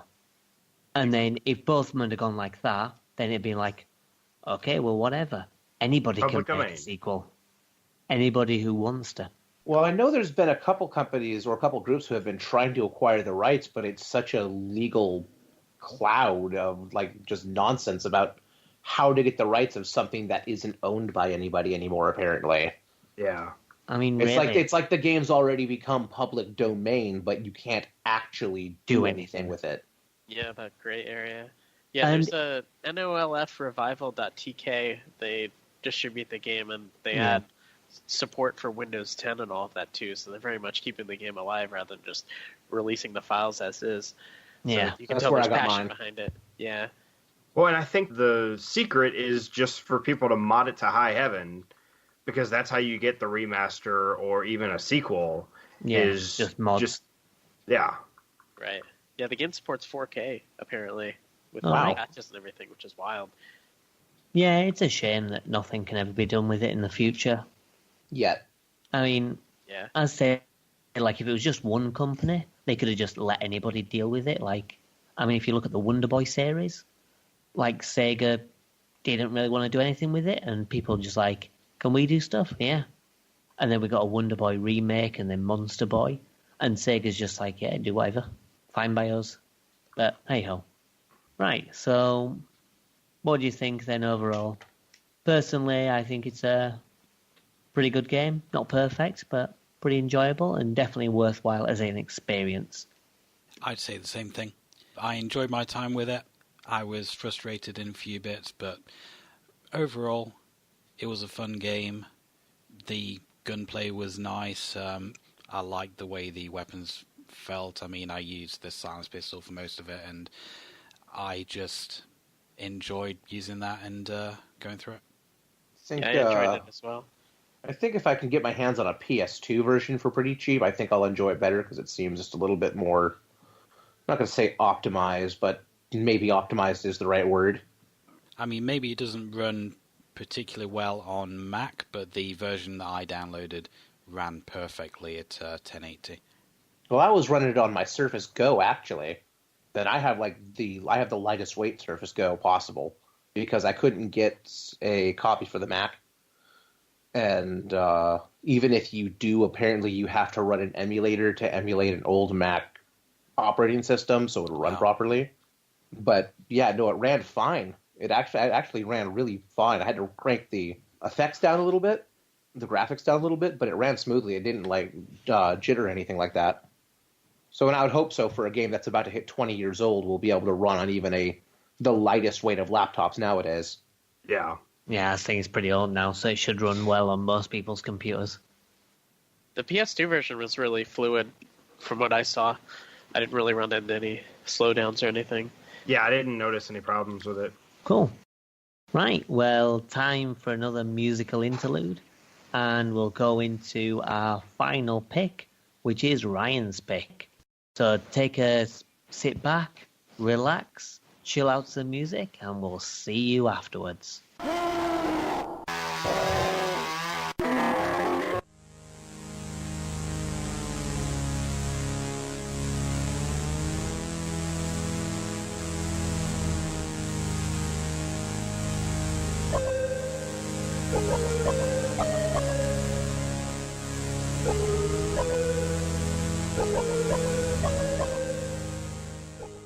All right, for this month, for our big ol' FPS hullabaloo, I picked Time Splitters 2, which was a sequel to Time Splitters. Smart name, right? It was developed by Free Radical, who was composed of a lot of people from Rare, I believe, at the time, and this is considered a spiritual successor to the likes of GoldenEye and Perfect Dark. That's And correct. you can tell. And you can super tell. And essentially the gist is that there are aliens, and I want to say that don't really give them a name. They're just referred to them as the Time Splitters, but they have time travel technology, and their goal is to destroy the human race by traveling back in time and screwing with time. And you play as Agents Cortez, and I can't remember the other one. I believe her name is Agent Other Woman. Yeah. And essentially, you've developed your own time technology. This is more established in the first game. You have access to the time portal, and you have to jump back in. You have to jump into the time portal. It drops you into an era, whether it be the future or the past. I think there's only maybe once it drops you to the future throughout the games. No, there's a few future locations. I can think of a few in this one. You've got Tokyo. Is Tokyo like future compared to the Central Hub world? It's Neo Tokyo. Well, so it's like future for what we would consider the IRL timeline. True. I mean, but I don't think it's future for. It can't be future. It can't be future for the actual game because they're trying to destroy the past. Well, the Neo Tokyo level is set in 2019. I was going to mention that if you guys didn't. It's technically today, right now. So it's actually modern Tokyo. It's recent Tokyo. Yeah, current Tokyo. The level is current Tokyo. But yes, there's Tokyo, which is probably past. And then there's the alien one and the robot factory. Mm-hmm. And I think those are the future ones. But you jump in and you assume someone else's identity, and you have to go in and you have to stop the time splitters, retrieve the time crystal, fix what has been messed up, and then usually a side mission is eliminate all evidence that you were there. And that's how they break it up, and they dump you in all sorts of fun locations. I mean, really, the story's just kind of there. It's more of an excuse just to go to different locations in time periods and do different things. That's all it is. And they were like, we want to make a Wild West game. We also want to make a future robot game. Well, and hey, let's make a first level that's nicked from GoldenEye. Yep. Just so people know that we did that game too. No, yeah, straight up. I mean, I do like the narrative explanation of, you're jumping into the body of someone who was there to avoid the potential time travel issues that can come up. Yeah, definitely. They do it a little bit differently in Time Splitters 3, because in Time Splitters 3, you're always Cortez, and you're with the person. So, for example, the spy level, you jump into a spy level, and you're with the guy, rather than taking his body. And I don't like that as much. They do some other stuff with the time mechanics because there's paradoxes and meeting yourself, which, is quite cool. But I definitely prefer the Time Splitters 2 approach where you're, body jumping, effectively. And you're sort of doing, the shit that they need to do whilst also dealing with the Time Splitters. Yeah, I really like that. There's enough story to keep the gameplay plausible, but not enough to get in the way. Yeah. It definitely gave you purpose to what you were doing, but not tailoring definitely to go to X, Y, and Z, even though that's what the objectives were. Normally we'd start off with a question like, what was your favorite part? I want to just start right at the gate. What was the worst level? The one where you had to defuse the bombs on the timer. I really, really did not like that level. Really? Are we including the final level? Because for me, the final level is just kind of like nothing. It feels like it's just there to, just end the game rather than anything. I enjoyed that final level. Well, yeah, they gave you the minigun. I don't think it's bad. It's just kind of there more than anything. But other than that, I think maybe the Planet X one. Yeah, the first alien level you run into, I had a lot of problems because I was backtracking a bunch. I just got lost. I think it's easy to get lost, and I find I had a map. Dull. Yeah, and you had a map.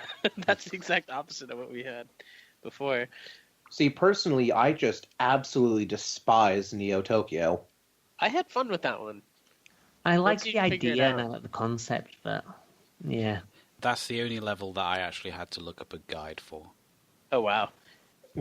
I've played the game through several times, and every time I hit Neo Tokyo, I have trouble. It's not a problem of keeping away from the security cameras. It's making sure you're just the right amount of distance behind the hacker. Because there isn't a very big window between the time that door opens for you to get in between without, alerting her before she can open the door. Yeah, I always find that whenever I do that level, I fail at least twice before I get it done properly. Yeah. And once you get past that, you're home free. The rest of the level is just shooting people. Yeah, just shooting people and running down halls and finding stuff. Yeah, I really like the aesthetic of it, though. It reminds me a little bit of Chicago from Perfect Dark. Yeah, a little bit. Yeah. That alien encounter on that level was weird. It's like half stuck in that portal thing. Mm-hmm. Yeah, that was weird. But clearly taken straight out of Blade Runner. Yeah. The police cars and everything. Oh, no, yeah, everything. Yeah. Well, that's what, because they were able to have fun with the game and then the level design because they're just they can focus on one zone and do whatever they wanted. It's Right. very apparent that they were able to go a little bit ridiculous. Like, one of my favorite levels in the game is Chicago. Yeah, that was Speaking fun. of Chicago. Because Yeah, you the have, gangsters. the whole, the gangsters and the sleuth, and then you bust into the big, Then I you guess take it'd be- down the car. yeah, the club, yeah. And then you bust in, and you have to take down the mob boss, and you're wielding dual Tommy guns. Yeah. And he's on the stairs like a Scarface, just mowing you down. Yeah, and it's just fun. I quite like the Notre Dame level. I think that's probably my favourite one, where you're taking out the gargoyles and you're saving maidens, and then there's this huge monster at the end, like in the church. I had a hard time with that level. Took me a few tries. Yeah, you've kind of got to be very careful. You've got to be aware of certain things. Yeah. I found that I'd kill the maidens quite often, or just allow them to die. The fire can be a bit dangerous in that level as well, with the Yes. flaming zombies. And if Yeah, I was you're gonna on say- fire and you walk up to them, they're on fire, and then you fail the mission. And then things just get worse. Yeah. Yeah. I was about to say, that's the level that teaches you that zombies don't burn to death. Yeah. Fire's not good. It's a little bit of chaos. Yeah. The Wild West level's really cool as well. I like It that one. is. That was my favourite one. And the music in that level is awesome as well. Yeah. And then there's a dude at the end in the mines you've got to kill. Yeah. It's good. But yeah, I really like the locations in Time Splitters 2. Time Splitters 3 has some good levels, but I think having individual levels in different areas definitely makes the game feel quite unique. Because in Time Splitters 3, you've got some levels which are which are 2 levels long, and you've got some levels that are quite similar, and they're not as memorable. But in this, everyone's different, and all of them you can remember. Neo Tokyo has its problems, but you still remember it, and it's different from the level before and the level after. And yeah, I just feel like there's a lot of variety to the game. Oh, another way you know that this was made by the same guys who did Perfect Dark and GoldenEye is as you crank up the difficulty, you get more objectives. Yes, and there's actually more to the levels. You'll play through a level on a harder difficulty, and it's oh, I've actually got to do more things now. The level's still continuing. The Time Splitter portal's not activated at this point. I've got to wait a bit longer. On the Siberia one, instead of being in the the bit after the labs, you've got to go on top of the dam and take out a helicopter. Mm-hmm. Which isn't easy. No, it's not. No. And it's not much easier with in co-op either. Did anybody play co-op? No. I have played it before, but not this time.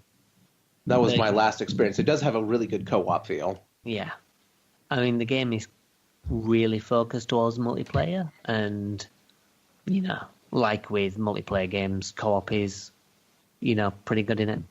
So that's another thing as well. I mean, you mentioned about similarities to Perfect Dark, but Perfect Dark has a pretty robust multiplayer, and this game kind of does that as well. There's definitely a lot of, configurable options to the multiplayer. Oh, yes. And you can play with just bots, too, so... Yeah, definitely. Yeah, I did a few deathmatch levels with just bots. It was quite fun. The good thing is, you get all the unlockables at the start, and, you get all the things at the start to play with, and the unlockables are based on the characters. So instead of unlocking new levels or new weapons for multiplayer, instead you're unlocking characters to play as. So they're kind of aesthetic unlockables. And there's loads of them. There's an absolute shit ton of characters to unlock. There's like a guy with a goldfish for a head and... Yeah, and I was about to say they returned and had a odd job moment as well. Yeah, where plays a monkey. Like the monkey and the goldfish robot Yeah. are shorter than everybody else. And it doesn't help. They knew exactly what they were doing, including those. Yeah, it was shameless. Yeah. But it's cool. Some of the characters are just so crazy, and you're like, these are weird.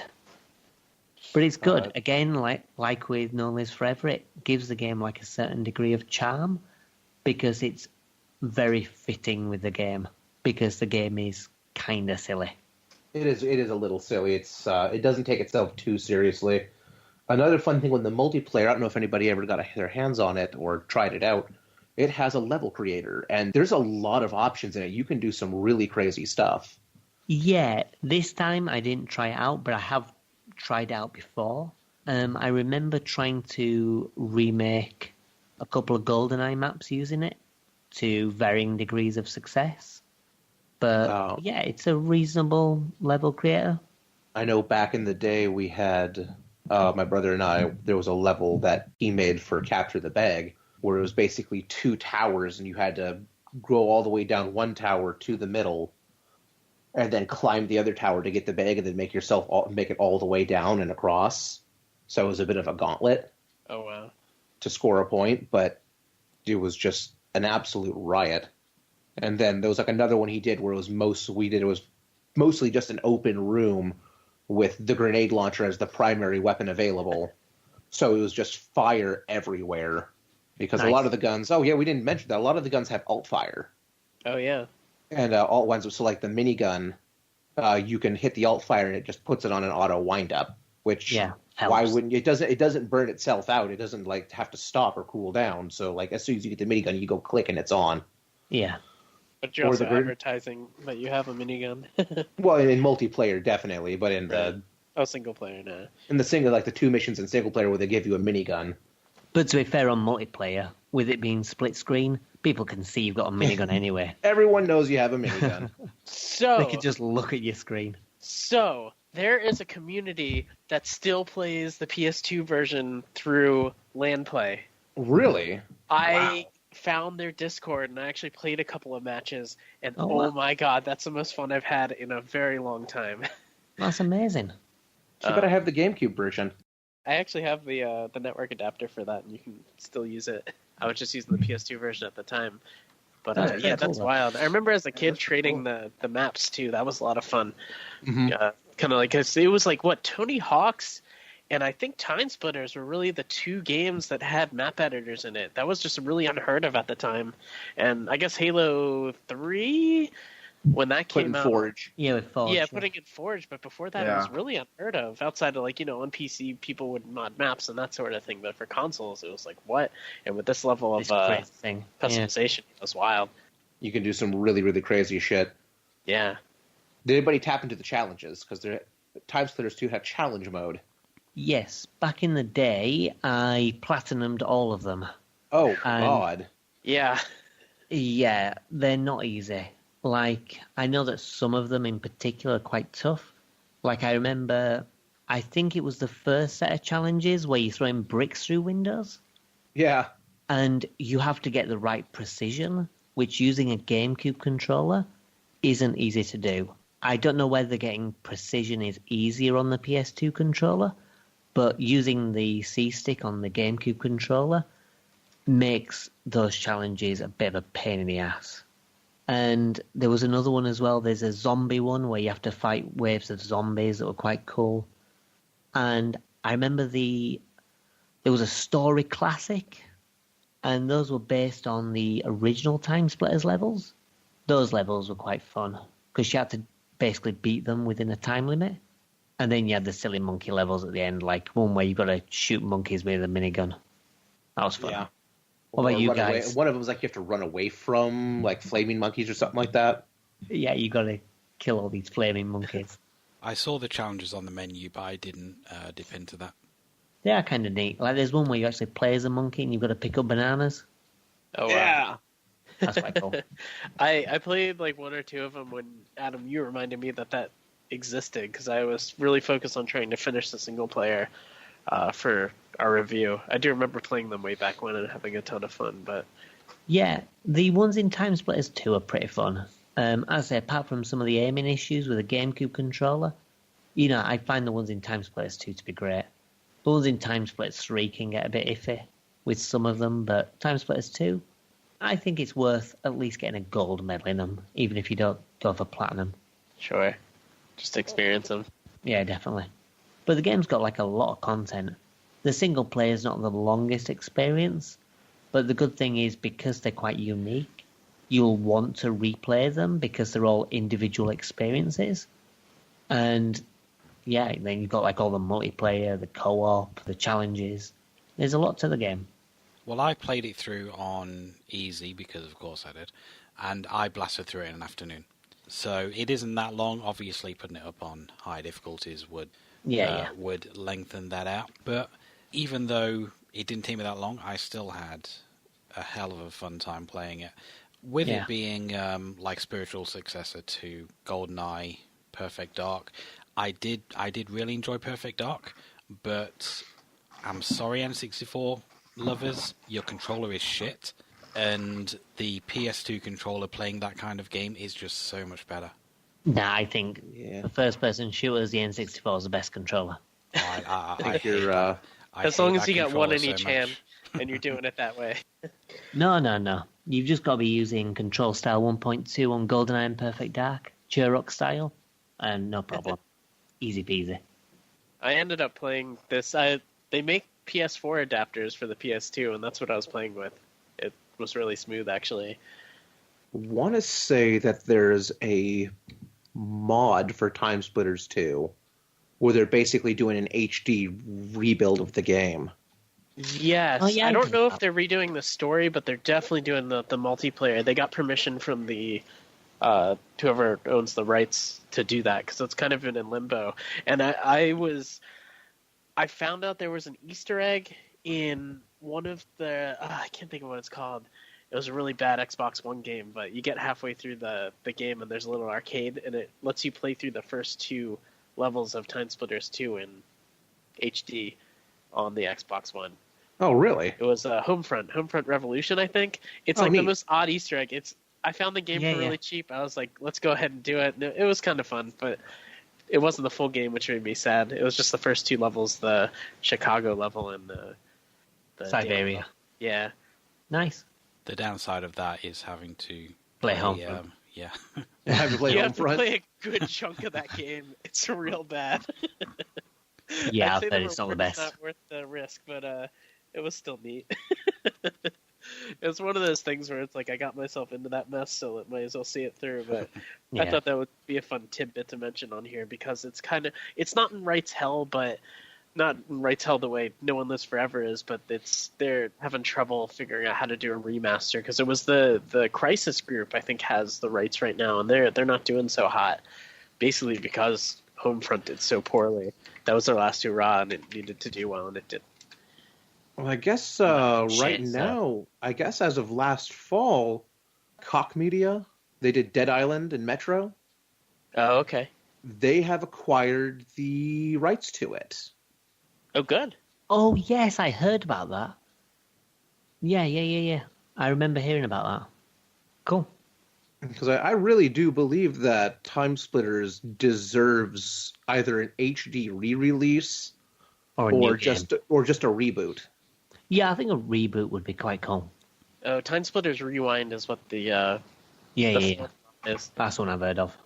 Yeah, look at that. It's in the actual rights are in the hands of someone who can actually do something with it. Cool. Yeah, Koch Media. Neat.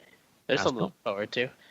Yeah, definitely. Hopefully they do something with it, because it's been a long time since Time Splitters 3. Neato burrito.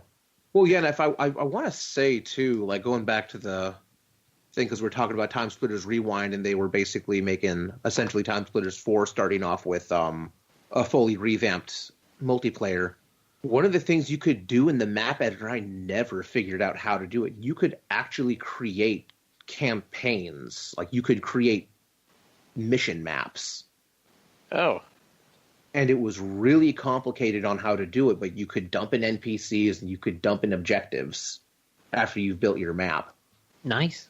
So, yeah, if you really need a little bit extra Time Splitters in your life, and you have enough time to figure out how that works. Yeah, do it yourself.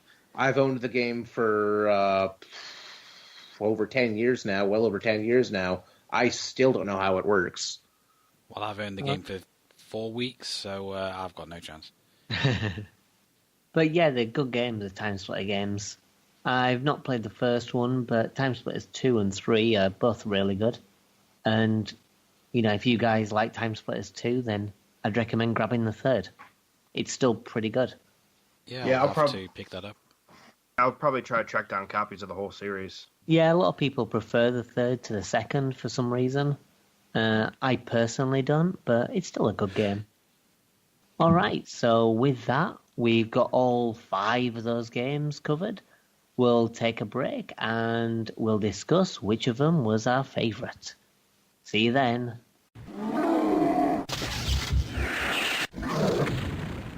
Okay, so those were the 5 games we covered this time. We had Half-Life, Doom, Time Splitters 2, No One Lives Forever, and Halo 2, although not necessarily in that order. So now it's the part of the show where we pick our favourite. Well, I'll go first. Out of the other 4 games, the one that's my favourite is definitely Half-Life. It was one of my favourites growing up. And even to this day, I still love the game a hell of a lot. I think, you know, people say that it's quite dated these days, but I don't see it. I think the game holds up really, really well, and it's just a great blast to play. I mean, I can see where Matt's coming from with like some of the platforming, but for me, it's so ingrained into my consciousness that it's just not an issue for me. So my pick is definitely going to be Half-Life. Okay, what about you guys? So, Matt, what's your pick going to be? Well, I enjoyed most of the games, apart from Halo 2, which was okay. But the one that I definitely had the most fun with was Time Splitters 2. It's just a fun romp through a lot of different kind of scenarios. There's a lot of variety to it, both in terms of the way it plays and the way it looks. And it's just something that I had fun blasting through in an afternoon. Yeah, definitely. I mean, Time Splitters 2 is a fantastic experience. What about you, Ryan? I know I bitched about it a lot in the segment, but I think the game I liked the best was actually No One Lives Forever, based on just the atmosphere and the amount of fun. Clearly, the amount of fun they had playing it. The humor was just so, and mechanically, I didn't enjoy it too much, and I'm going to try and get my hands on PlayStation because it sounds like Steven had a slightly better time with it there than I did. It provided me the most entertainment and the most frustration. Fair enough. Okay, what about you then, Steve? See, I'm kind of torn between No One Lives Forever and Doom, because Doom was, you know, it's a lot of fun, you know, always. I liked the potential of No One Lives Forever, so I guess I'll go with that one just because it was something different and it's really interesting, and I'm, gonna definitely go back and check out the rest of it. Good lad. Okay, and John, out of the other 4 games, obviously not including Half-Life, which was your favourite? So this was a really tough one. This entire list was perfect, and if I could choose all of them, I would. I'm gonna start by saying that Half-Life and Doom are really high up there for me. And No One Lives Forever, I fell in love with the style of the game, and I'm really happy I finally had an excuse to play it. And Halo 2 is just Halo 2. I just have such love for the nostalgia factor for all of these games. But out of that, the one I haven't mentioned is Time Splitters 2. That game I am still going back to and playing currently, and I'm probably going to play online after we wrap this up. So it's probably a big surprise for everyone, but I'm going to choose Time Splitters 2. Okay, nice one. Well, as you say, they're all brilliant choices. Yes. I don't think I dislike any of them. I'd say Halo 2 for me, I just consider good. But the rest of them, fantastic. So I think we had a really strong lineup this month. So it was a good month for you to join. Better than some of the other shit we've had. Ryan. Yeah. Oh, I'm sorry, I missed that. It was TMNT, and I've only put it on the list once.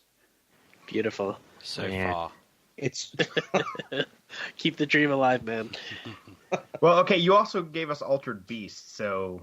I didn't pick Altered Beast. No, that Oh, was that's me. right. That's right. You did that to us. Yeah.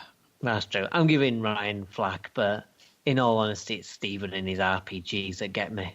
Well, and you annoy me with your platformers, so I guess we all piss each other off. Exactly. Yeah, I mean, none of us are ever going to forget Super Monkey Ball Adventure. Yeah, there's that one. It was a guilty pleasure episode. You didn't expect it to be fantastic, did you? Right. Well, anyway, that's a long episode that we're just about to wrap up. But we have something special for you. I've got a little bit of a quiz. Only a tiny quiz, but something to test your knowledge of first-person shooters. Ooh. So we'll have a little bit of a rest after that long episode. And we'll finish with something a little bit lighthearted. So I'll see you then.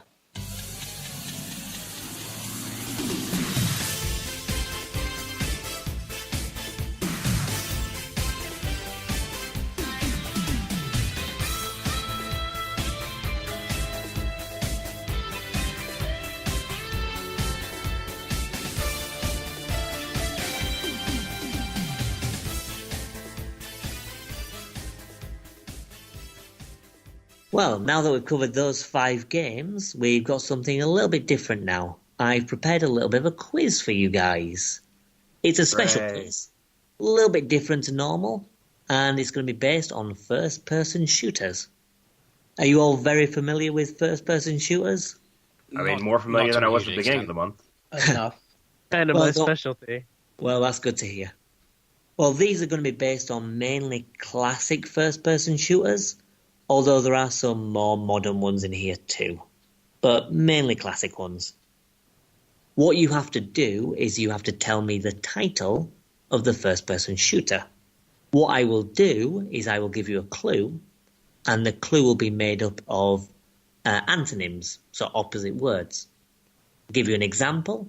If we have full death, the title will be... Half-Life. Exactly. It will become clear as soon as you hear the title.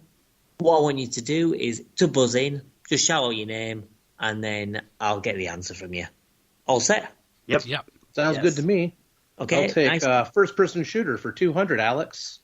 Well, here we go with that first one. We'll start with something quite simple, hopefully. Number 1. Everybody dies never.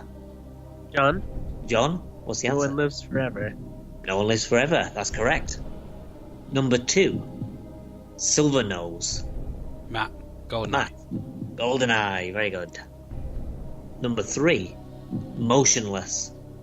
Steven. Stephen. Full throttle? Incorrect. Yeah. Anybody else? This one's a bit of a niffy one, but it's Quake. That's a stretch. Come on.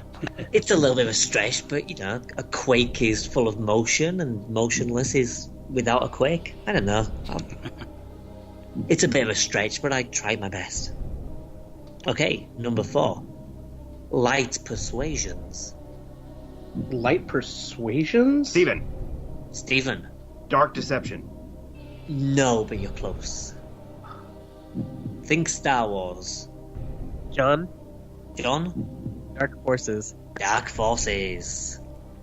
See, you're not persuading, you're forcing. See, it sort of fits. Come on. So many grids. I love it. Number 5. Leave Buried. And I'll give you a clue, this might be more difficult to the Americans. It's a Saturn game.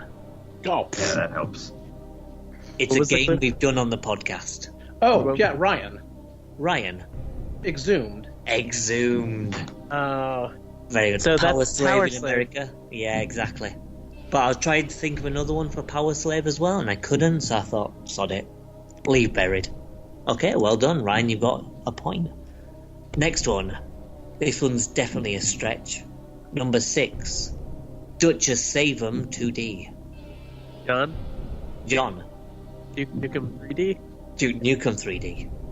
That was definitely a push. I couldn't think of what the opposite for nuke them would be. So I thought save them. Diplomatize them?